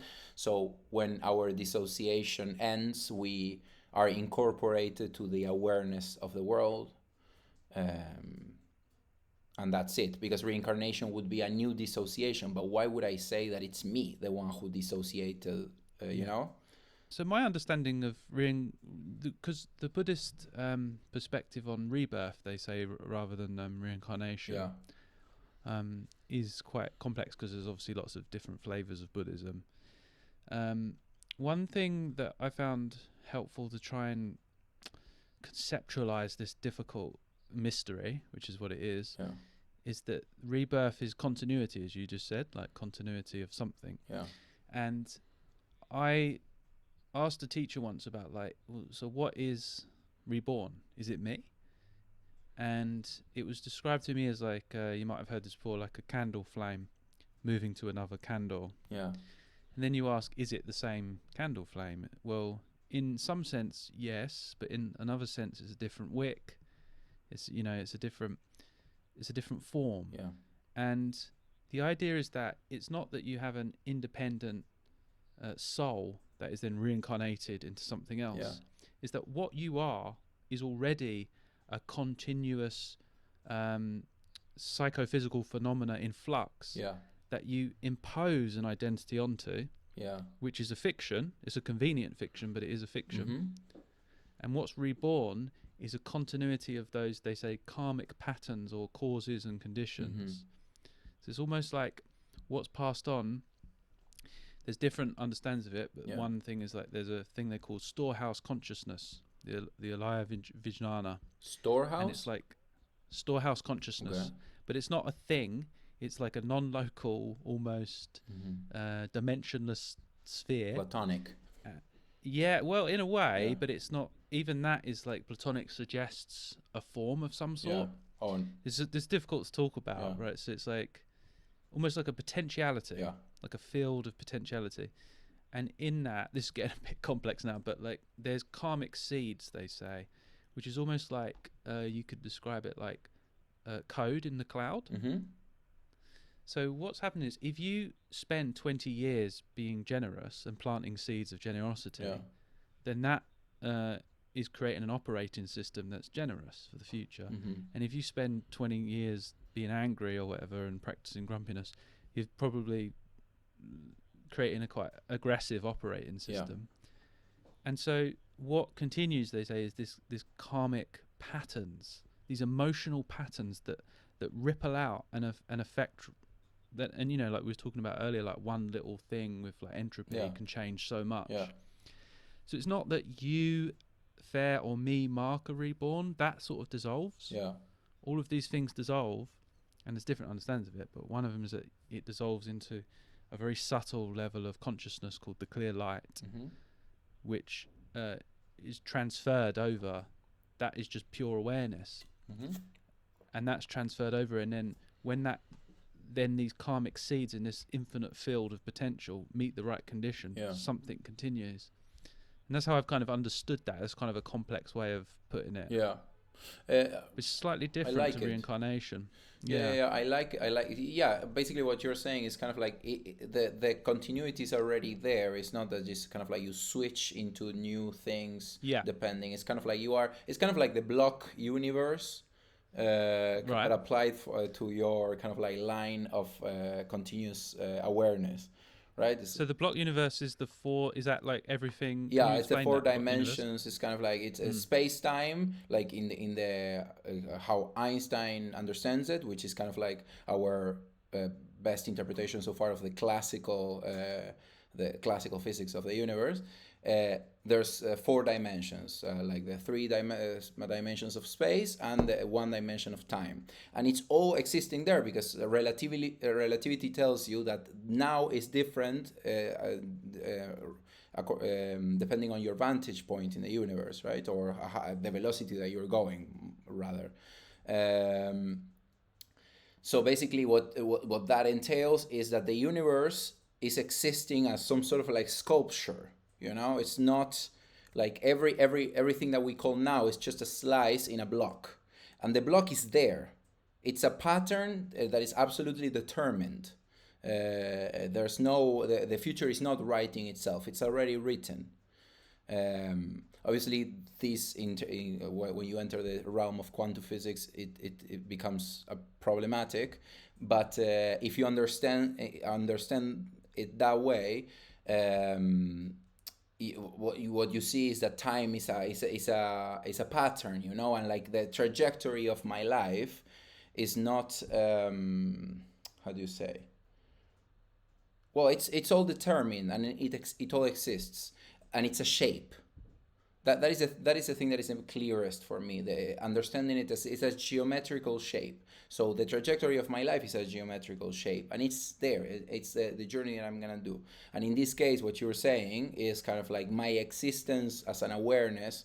It's not that I'm jumping depending on what I did in this life. I'm jumping. It's just a necessity. By necessity, things are determined, and they're predetermined. Not necessarily that they're predetermined. I think when Buddha was asked about that, the Buddha would stay quiet because that was sort of a metaphysical assumption. Okay. I think determined is still like a relative term. I think it goes beyond that.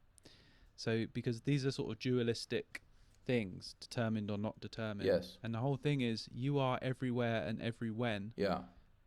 Because you are not really you. You're everything in a sense. But there's a particular manifestation or an expression that appears right now as an individual, apparition or dreamlike appearance. But am I the same kind of like this flame that passes to the next candle? Are there many flames passing at the same time? Is there a continuous of am I just the mind of the universe that happens to be going through me at this exact moment, but also at the same time is going through you too? Or there's different flames? I guess that's how we start to determine what we mean by mind and all things like that. It gets quite complicated, doesn't it? I understand it as there seems to be a continuity of experience in terms of what I perceive my experience, my vantage point. Yeah. But I'm not the same as I was when I was 4. We can understand this in our own lives. Yes. There's continuity of Marc, but there's a completely different being that there was then. But passing over life by life, that's not something I can claim to understand. No, I know. But like the theory is that there is some sort of in the switch from one your experience as Marc Salmon and the next experience as this other story. In that switch is established by some karmic influences, and you have a destiny. You go to a specific place. it's not that you kind of like you dissolve into the whole and then you go to one, right? No, there's a passage of whatever you are. The way I've understood it, yeah, there is a they use the term mind stream, and so that was quite helpful for me. I once asked my teacher Ringu Tulku, Rinpoche. He said that what is reborn is karma and kleshas. Kleshas are the mind poison, so like emotions, and karma. Mm-hmm. And so that they're like patterns that are just continue, but they do seem to have a particular stream of pattern that's gone down. It's like, like a melody. Mm-hmm. It follows like that, and then you can have intersecting, interweaving melodies, which is how we all come together. But another way I've heard it described is like a wave going back into the ocean. So the wave of Marc Salmon continues then into another wave. It like then affects another wave. Yeah. Right, but it kind of has a direction to it in some sense. And I guess you could think of like the causes and all of the makeup of me as like the droplets in a river that is just in flow constantly, and that will just continue in a different form. So this is a non-dual approach. This is like I'm talking about the Yogacarya sort of storehouse consciousness is one interpretation of rebirth. Okay. But to be honest, I think these are like cosmological and metaphysical assumptions. The real point of it is to get you to transform your karma and your kleshas now. That's the point. Yeah. All of these teachings are provisional, relative understanding to help us to wake up and to stop harming ourselves and harming others. That's the point of all of these teachings. Yeah. But this is like a more of a philosophical deep dive into it. Yeah. It's just like for me, this idea of streams, or the waves. I like wave more than stream, because stream kind of like feels that it has its cause. I don't know how to say that in English, but like it has its course that is distinct from other courses. We're all an individual stream, and we're going in parallel. And sometimes I don't know, because I don't think rebirth would occur necessarily chronologically into the future. Maybe I'm reborn in a shepherd in the year 1492. Yeah. But it's still kind of like we're divided in a way. I prefer this idea of it makes more sense to me, this idea of there is no individual continuity in my story in the next thing, because when I die, I'm back into the whole, and then there's new dissociations popping up, but I cannot say I went into that dissociation specifically. No. Yeah. I'm part of the whole. It doesn't make it has no meaning, the idea of now I'm reborn into that other person, because there's no way of going straight from me to that other person. Yeah, so I think the idea is that with that is basically what you're saying, like it's then the propensity, the emotion propels a certain direction, that this motion, this karmic motion then connects when the causes and conditions come together, creates a new, like almost like a flower arises from the seeds, and then that goes back into the soil, and then when the conditions are met, different things happening. But yeah, so looking at us as separate streams, I can see why that sounds problematic, because we're not separate from the whole, really. Exactly. That's a dualistic idea. Yeah, that's why I like wave more. Yes, I like the wave. Yeah. I like the idea of the wave. Ultimately, this is a mystery, isn't it?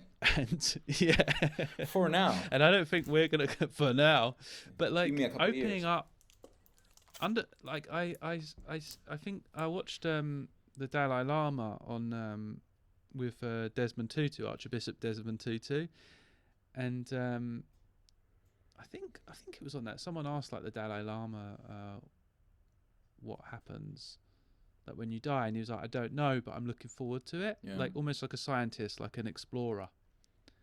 Like this is a new something else. This is a transformation, and I've heard it described as our life as a seed, and what might it grow into as we die. These are just different ways of reframing the mystery, which we're very scared of. Yeah. We were talking about, you asked me about the individual thing. I said these are all metaphor and sort of poetry and pointers towards something, I think, that's trying to get you towards their relative means to get you towards a non-dual state of awareness, I think. And so so I find it really difficult to conceptualize like what happens, because as I was saying to you, these are just things I've read. I have no idea, right? These are just philosophical things I've read that are interesting to me. But what happens to, because me, Mark, is a fiction that I impute onto moving phenomena that seem to have a recurring pattern. And then, so that me, Mark, won't continue, that will dissolve, but the pattern of emotions and stuff will, according to this understanding, have some continuity. Yeah. And in that sense, that's why I like the wave thing, because there's kind of like the wave is the thing that continues, but it's composed of water, and the water is all the same. And what makes the wave that is Mark is the fact that you were in that position, and the wave that comes later is just, I don't know, the next wave is Marky. That's your new name for your new life. It's just that by virtue of being the next wave. It's just kind of like, for me, I kind of like intuitively like this idea, this non-dual understanding, this idea that we are dissociations, and once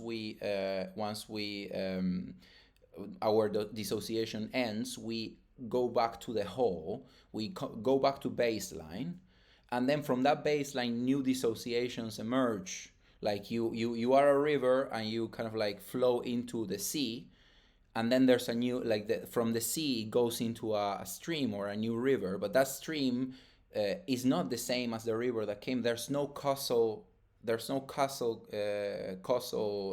connection between them, because you went back to baseline.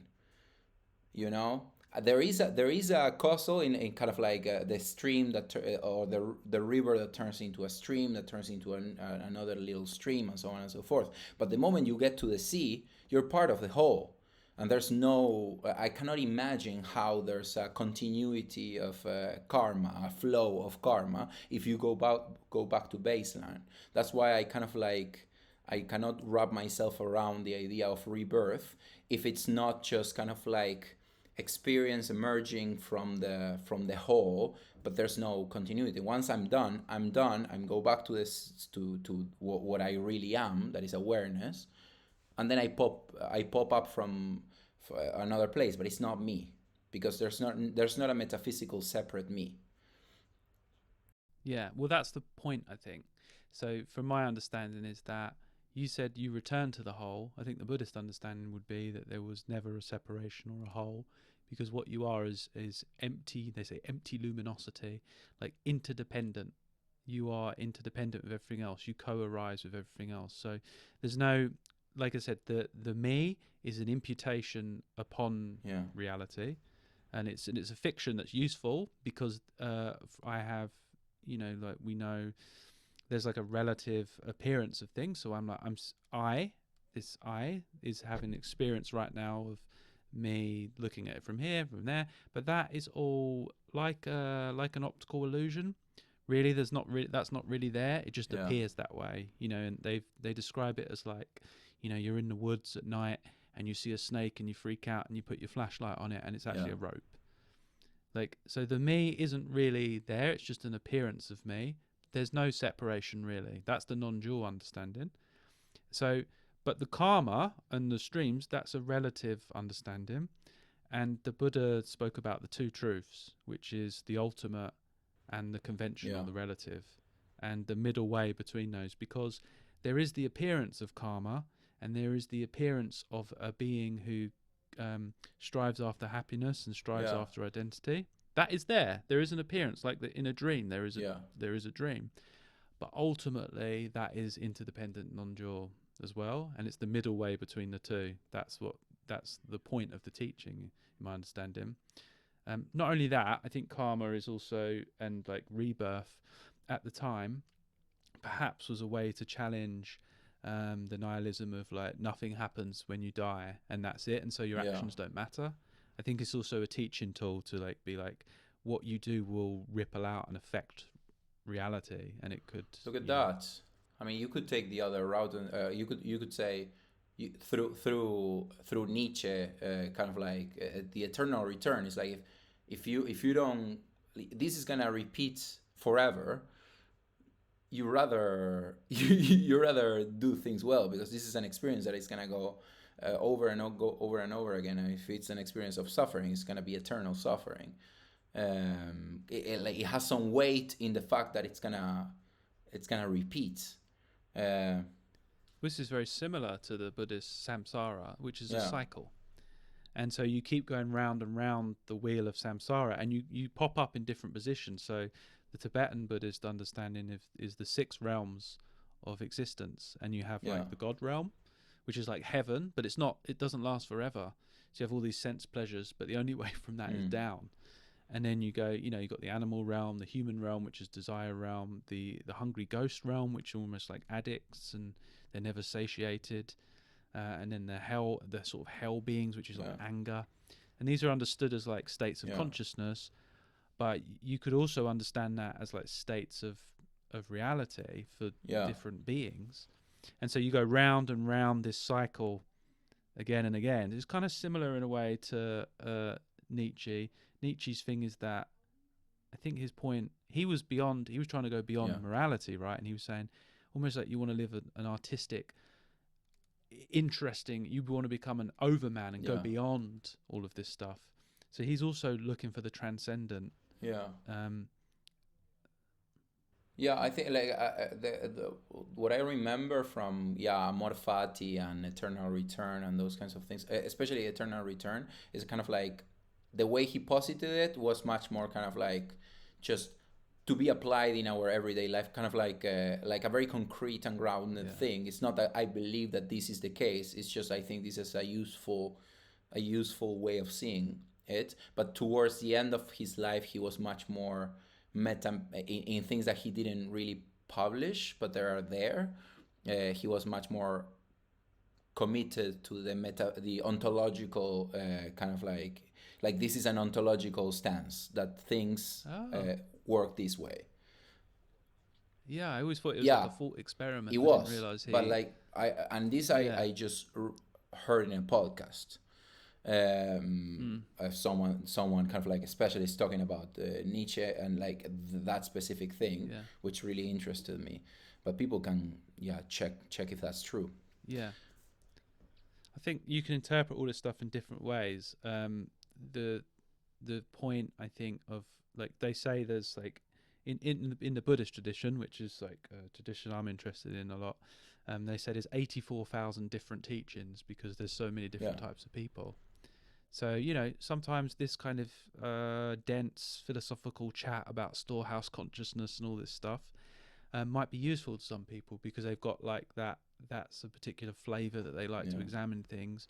For some people, it might be like, what are you talking about? This doesn't make any sense. Or they're very rational and they're like, I don't like this idea of rebirth. They're all just tools. They're all tools to help you to suffer less. That's the whole point. I think Nietzsche was using it maybe I don't know about his later days, but in the early days as well, to be like, you don't want to do this again. You want to make sure that you're living well, basically. Yeah, and that you love your destiny because it's all you. Like, it's such a useless emotion to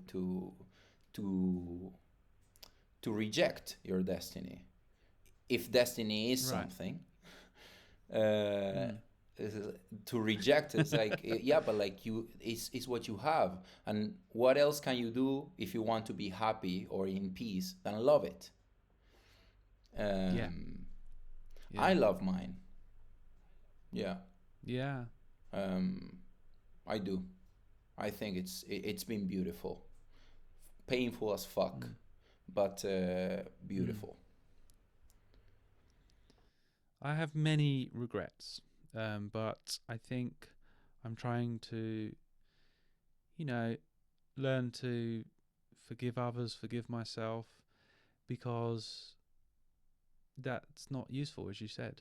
That's not love. That's resistance to the way things are. I made, maybe when I've made mistakes in my life, I didn't have the wisdom, at that point, and I can learn. And I think someone said that there's a word, I think it's shag. I can't remember exactly. It's something like shag, but basically it means reveal. So when people think like confession, like they have this idea of confession is to be like, oh, I'm guilty and bad. No, it's to reveal it, wring out the cloth, look at it, learn from it, understand maybe why others did things that harmed us, why we did things that harmed others, and then we can bloody become a little bit lighter and move on. Yeah, I think like to me it's like, because obviously I have regrets, but I experience them as necessary parts of my experience to become the person that I am. And like I'm gonna always feel ashamed of some things that I did, and I'm always gonna feel sorry because I cannot fix them. No. Some of them at least. But what am I gonna like? Now I'm the person who holds this regret, and maybe I became a better person because of that. And maybe if I didn't do that, maybe I did something else. Yeah. So in that sense, it's like, I think it's nice and good to hold feeling guilty about stuff or feeling regrets, because then it allows you to feel that you want to be better. But at the same time, it's the path that you had to take. You're a big fan of Destiny, I think. I'm getting the impression. I like storytelling. Yeah.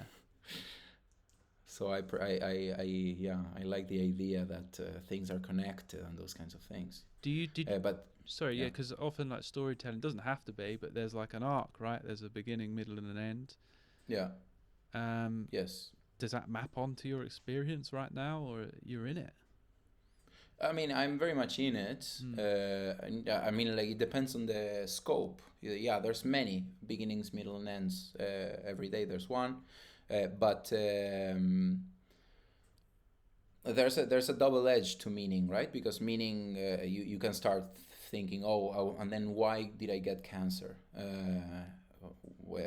You start thinking, maybe it was because of my friend died of cancer, and then kind of like out of manifestation in my mind I did it, and it's like, how is that helping me? The vice of over narratizing stuff is psychosis, right? Is seeing patterns everywhere, and who's to say that those patterns are not real? But then again, is it useful? Sometimes it's better. I think sometimes kind of like accepting the meaninglessness or postulating the meaninglessness of things is a way of like kind of like taking a little bit of a blur your eyes, because you need to step back a little bit from drama sometimes. But I do find it useful for me to carefully select moments to be meaningful for me.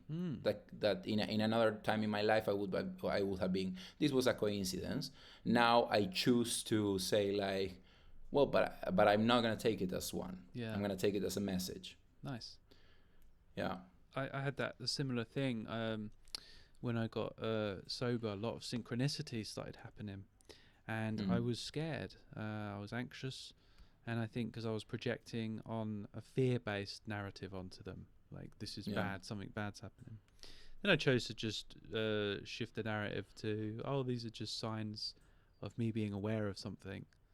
And this is to pay attention to something. I'm awake. I'm noticing a connection. And that was a lot more freeing. I found that very helpful. Yeah.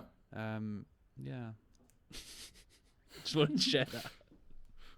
Sorry? Just wanted to share that, Yeah. No, yeah, but it's also kind of like comforting because you feel that you're part of something bigger. That you are kind of like, this is not, because if there's a story being told, there's a witness to that story. Yeah.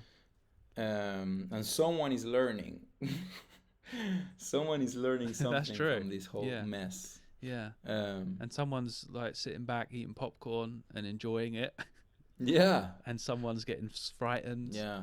To me, it was so clear, man, when there was a moment in our breakup that were like a little scene that we were both crying and we were both kind of like laughing at the same time, kind of like we were making jokes but also both crying. And then she said, "It's so sad. This is so sad." And like when she said it, I was like, yes, isn't it delicious? Yeah. It's so fucking sad in such a pure way, but it felt bright, like a gem to me. It was so perfectly sad from all the points. If you look at our whole story, that this is the end of our story. It's incredibly beautiful. It's a tragedy, but it's beautiful. Right. That's a lovely reframing of stuff, you know, because often if we're resisting the story, that's the problem, isn't it? I think. Yeah. And when we let the world tell its story, it's beautiful. And that again is not to say become passive, be active in the story, but no, yeah. Be a hero. Be a hero. Yeah, yeah. Like learn and change, and you know. That's the thing. Like what I think about the revolution, you know, kind of like the Buddhist perspective on revolution. Yeah, yeah. Because if you advocate for being passive, then like, oh, let people be unfair to you. Well, yeah, for oppressed people, that's not the best. But I still believe, yeah, if you want to play the role of the revolutionary, ideologically, I'm with you, but also my ideology is just kind of like a projection that ultimately doesn't mean anything. Yeah. I think I can hold both truths. I think that's what it's about, isn't it? Learning to hold both truths. And because I don't think a Buddhist perspective would be to stop the oppressed from defending themselves, or because compassion is also saying no and having boundaries. Compassion is knowing the right thing to do that doesn't harm others. It's not about becoming completely passive. True. There's also, like in Tibetan, they have these wrathful deities, which are like wrathful compassion. They're like these flaming, you know, they look very angry, these sort of forms of compassion. And they're like, whoosh, they like slice the head off of stuff, you know, and Dharma protectors. Yeah. And so when it comes to revolution, really you want to do no harm. And sometimes you need to have a boundary to stop harm. But one of the things in our episode 2 of this podcast with Cesare Sugato, he made a really good point where he says that sometimes we have to be careful when we're activists that we're not mixing up our sincere wishes to make things good for us and others with some of our unhelpful emotions, and we end up taking on similar characteristics to things we're trying to oppose, you know. Totally. And so that's just something that we have to do the inner work as we're trying to do good in the world, because if we don't have the wisdom, we might end up doing a hell of a lot of bad under doing a good thing, and I'm sure I've done that many times in my life. I mean, that's and I think that's intrinsically linked with the failure of any revolution. Kind of like forgetting that you're kind of like advocating for freedom, and freedom always turns into something very oppressive eventually. Not always. I don't want to kind of like postulate that all revolutions are like that, but very often. Obviously, but obviously, man, if a revolution is kind of like motorized by this materialistic dialectical idea of like I have to enter this very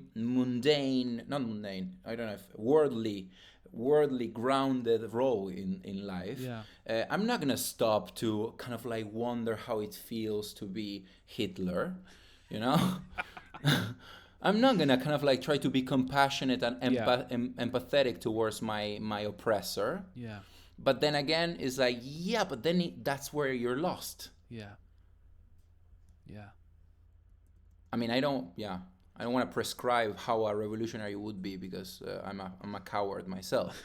But I'm sure there's a lot of inner work that is not being done in activists, because they are very projected outwards. At some point, for many people, the power dynamics are their whole identity. The relationship of power dynamics related to your gender identity, your race, your nationality, and those kinds of things, which, yeah, fair. That someone has to. Ram Dass says kind of like someone has to be Donald Trump.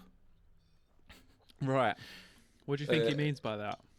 He's like, I mean, like someone like that is one of the ways of being in this world. Like, holy shit! Like he says it like in the 90s. Yeah. And he's like, holy shit! What it must be to be Donald Trump, man. Like how that must feel. But then again, someone has to be him. Yeah, I mean, he's a bloke who, you know, he gets up in the morning, you know, he has a shit like everyone else, and then he's like, I don't know what the hell's going through his mind. But yeah, you're right, someone has to be him. But then someone also has to be the one who stands up and says, no, Donald Trump. No, Donald. Yeah, like, there's, yeah. Yeah, no, definitely. But that's the thing, like, I don't think there's a conflict between saying, hey, ideologically, I'm positioned in this way, and I think this about, I think the world is fucked, and I think we need change. Yeah. And at the same time, it doesn't matter, because all of these things are kind of like experience. They're expressions. Yeah. Yeah. I think it's holding both. I think there's a big thing with spiritual bypassing, which is when you say something, you know, like, I'm concerned about an oppressed minority. And then someone says, well, you know, everything's suffering, or everything's not really real anyway, you know, and that's happened, you know. That's spiritual bypassing, you know, and it happens a lot. What we do is we learn to hold both. And that's something Ram Dass talks about, doesn't he? He says like both. Yeah. I can't remember his exact phrasing. It's something like both and, or something like yes and. And also this idea of kind of like we have our hearts open, but that doesn't mean that we have to say yes to everything. But it connects what you were saying before. It's kind of like compassion also comes in the form of boundaries. There's this guy that I follow. He's an idealist, and he says it's my view of what happens after death. Like, I would rather nothing rather than what I actually believe there is, because he kind of like believes that he's gonna experience all experience there. He's gonna look through all the eyes, like into, and there's plenty of pain in that. There's a like he even says like the level of genocide of animals, we are gonna experience that. We're gonna be on the side of the cow being butchered, and when you look at it that way, that is not even kind of like our human. There's plenty of suffering there, but also there's plenty of more suffering, and like I wonder how much suffering we are not being able to look at. We don't have access to. So there's plenty of suffering in the human, in the experience in general. There is suffering. Do you think that these are being released from karma and kind of like released from emotions, kind of like you say you want us to Buddhism want us to kind of like transcend pain or suffering, right, or harm. But do you think that there is what about love, for instance? Is love well regarded and suffering ill regarded, or both are just kind of like attachments? Well, there's different, because love, I think, is different to attachment. Attachment has something sort of transactional often in it, or an expectation, or a binding principle to it. And the whole idea, I think, is that it's about becoming awake to what you really are, which is not separate, which is not dualistic from others. And actually, love is recognizing, is warm awareness. It's loving awareness, because it's what you really are is, as I said, is interdependent of everything else, according to the Buddhist understanding. Yeah. This isn't something that I've realized in my heart, by the way. This is an intellectual thing right now. I'm not walking along the street and seeing a postman and going and falling in love with him in that way, right? But I can. But you cannot wait. But that would. I can't wait. I can't wait till that happens. But yeah, you know, like, so I think that's love. I think what we really are is love. I think that's what we are. But I think love means many things to different people. In fact, there's this nice thing. Let me see if I can find this. I was going to talk to you about this. Crowley. Aleister Crowley said. Aleister Crowley, the magician, the sex magician. Yeah, he said love is the engine of change. He said that change is love, because the engine of all existence is the longing for union with its opposite. Ooh, I really like that. Yeah, so because like Bergson, you know, like said, like we are in flux all the time. We're processes rather than things. Yes. That change in itself, that because when something yearns to be something else, to union, to have union, because change is always changing into other things. It's always moving. Yeah. And that energy itself, that longing, we're often looking outside for where the love is, but it's happening naturally. It's the yearning, it's the longing of existence itself. Existence is love. It's nice, isn't it? Yeah, I really like. I'm trying to. Yeah, I mean, like I can see the aspect of longing that love has, in the sense that I want to fucking fuse with the other person. Well, I'm talking about romantic love or even friendship. You know, these moments of kind of like you have the rush of nice hormones and you want to hug your friend and tell them that you love them. Yeah. That there's this feeling of wanting to, like, this closeness that like we have our skin on the way and our bodies on the way, and I like and it comes from a lack that is like we were dissociated from the world and we're trying to fucking go back through fusing with someone else. I can see that. But is that the feeling that people describe when they go to, because what I was going towards, my question was, because it's weird to me that in psychedelic experience, for instance, or kind of like any altered state of consciousness that takes you to this place of being the witness, or near-death experiences for that matter, there's a prevailing narrative of love being part of it, right? Like it feels like love. And to me, love is such a metacognitive, complex psychological phenomenon. You know, it has pain, it has bitterness, it has altruism, it has generosity, it has selfishness, it has all those things, and they're bubbling. How come? Like maybe that thing that I call love is not love. It's just kind of like what society calls love. How come the fundamental thing? Why isn't it hate? I don't know. Why isn't it jealousy?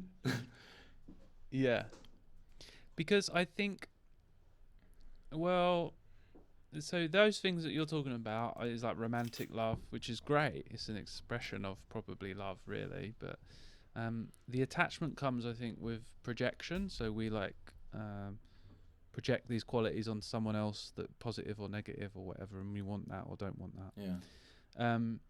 But the love, the thing that happens sometimes maybe with psychedelics, that connection, is beyond that, isn't it? There's no like wanting this or that. It's just it just is what it is. It's just a connection. It's like something like a return to, oh yeah, I'm connected to everything. It's like a recognition.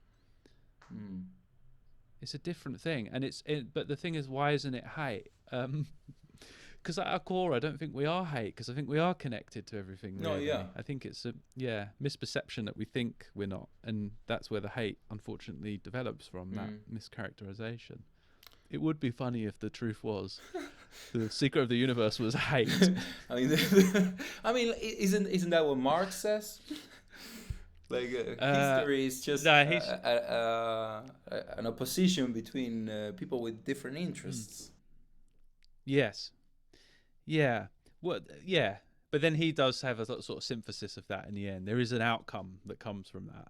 But yeah, there is a tension. Yeah, but history moves through conflict. Yeah. Not through, hey, come over, let's just... I mean, like, that's the end of history. But it didn't happen, huh? No, well, they said it did. Because, yeah, kind of like I use comedy to kind of like step out a little bit from it. And kind of like also I try to shed light on the beauty of moments. Even the moments of like deep heartbreak.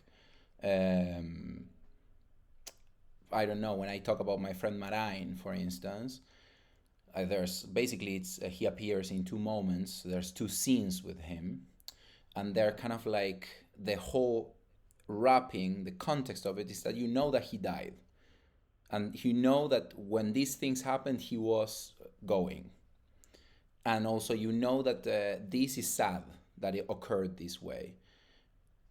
But throughout these scenes, you feel that you got to be with him a little bit, and he's very funny, and you laugh because he's being like the thing with him was that he was so fucking entitled because of he had a sense of entitlement because he was dying, so he asked for whatever, and he wasn't like, if you said no, it was fine, but he would like shamelessly demand your love. He wouldn't kind of like wait for you to give it to him.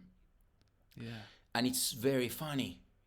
The way it's like when he told me kind of like, hey, you know that everyone is getting a tattoo in my memory? And I was like, oh yeah. And he was like, yeah, are you doing one? Yeah. And I was like, okay, man. And he kind of like basically imposed me to do a tattoo, inviting me into, hey, hold my candle, like I'm worth it, but without a feeling of like, well, if you don't want to, don't, okay, you know. It was kind of like, yeah. And when you're hearing that moment, or at least for what I've heard from people and so on, there's kind of like you're crying, I'm crying, everyone's crying,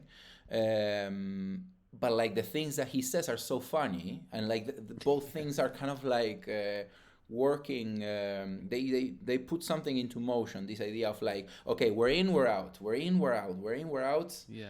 And it's the whole complexity and the beauty of it. So I didn't get a lot of kind of like maybe I got some comments about the breakup, that is kind of like, yeah, I mean, yeah, I would kind of like avoid these kind of comments and so on. And I agree for the most part. Like there were some kind of like bitterness that appeared, unscripted, most of it. It was quite funny to me though. Also kind of like, it was nice because I allowed myself to laugh about it, you know. It's kind of like I just said something very bitter. I'm not owning it. I'm saying like, holy shit, I'm very bitter right now. Right. Yeah. And I like that too. I need to be more intentional in how I work with it, for sure, because I think like, yeah, the fact that it was unscripted, kind of like for most people it was kind of like safe and everything, but some people were like, yeah, but then that undermines all the other things that you say. But then again, does it? What do you expect? That I wasn't bitter? Yeah. You're a complex human being. Yeah, and I've been through fucking like a truckload of shit, man. Of course I'm gonna be bitter.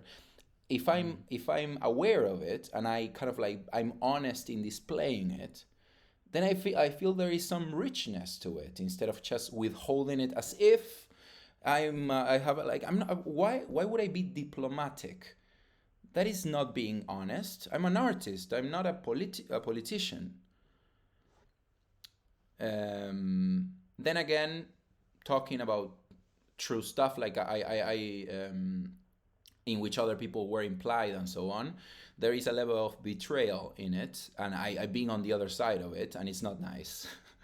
Right. But then again, kind of like being on the other side of it made me feel that I had permission to work on these things, and to kind of like for moments defend myself as a person that was wronged, and also hopefully I have some redemption in that sense. It's like, okay, I allow myself to show this part of me, but I'm not saying that this is me and this is my final truth about this. But let it be said, I'm fucking angry about this. Yeah. But this is a process. I'm working. Exactly. And I think I don't want to take the anger out. I just want it to be a little bit more subtle. I don't know, a little bit more elegant, let's say, or Yeah. Is there anything that you feel surprised you? Did you surprise yourself in any of this? We might have already touched on this. I mean, yeah, we kind of touched, but I didn't say the thing that I've been saying about this. That is like, yeah, I'm incredibly proud of myself. I was never in my life so proud of myself, and yeah, I was incredibly surprised. The fact that it's been only a year, and it's been already. I mean, it's been since the breakup around 6 to 7 months approximately, but since the diagnosis a year, and I'm standing and I'm having a whole kind of like a great year ahead of me, and I'm having my love stories, and I'm working and everything, and I'm still moving, and also being happy. I didn't know that I was so determined to be happy. Yeah. I thought when they got me the diagnosis, my first fear was like, oh shit, I'm gonna become a bitter person, because I used to be much more bitter when I was 20 something. I used to complain about my life a lot, and no, life is good, life is great. That surprises me that I have this feeling. That's really good to hear, man. Yeah. And it's not, I mean, like, of course there's a lot of things that I haven't gone through treatment or anything, but like the mental brunt, if that's even a word, the mental brunt of all of this was huge, unimaginable. And yeah, the mind can accommodate for many things. I heard that from Michael C. Hall, the actor that did Dexter, or 6 Feet Under. Yeah. That he got diagnosed with Hodgkin's lymphoma.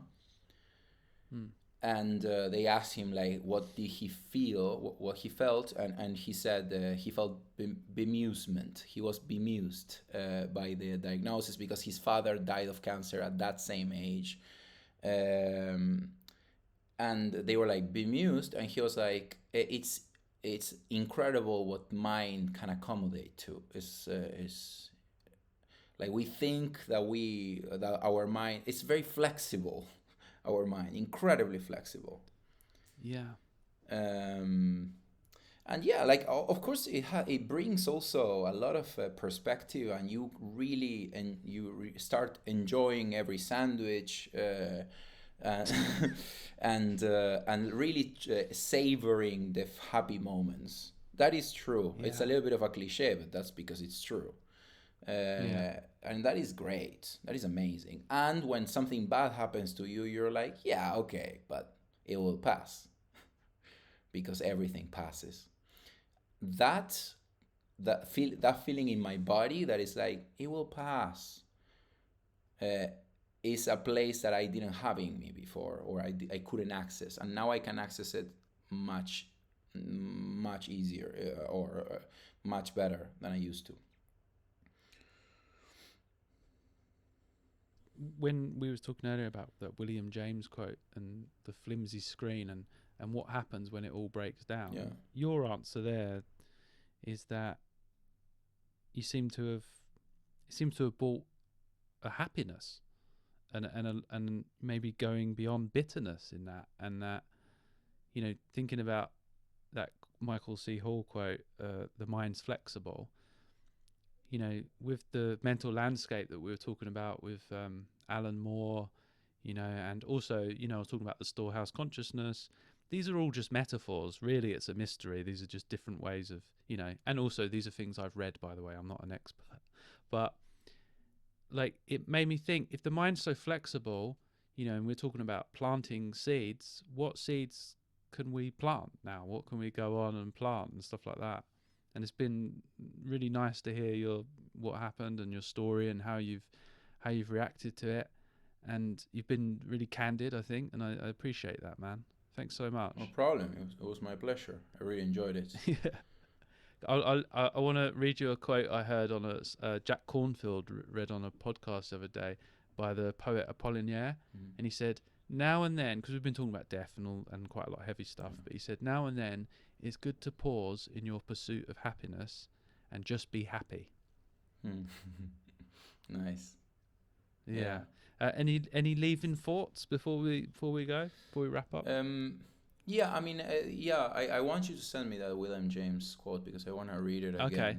But there is something of like how, connected to what we were saying before, like this mind blindness that we have, this idea that kind of like we have this very constrained vision of what mind is.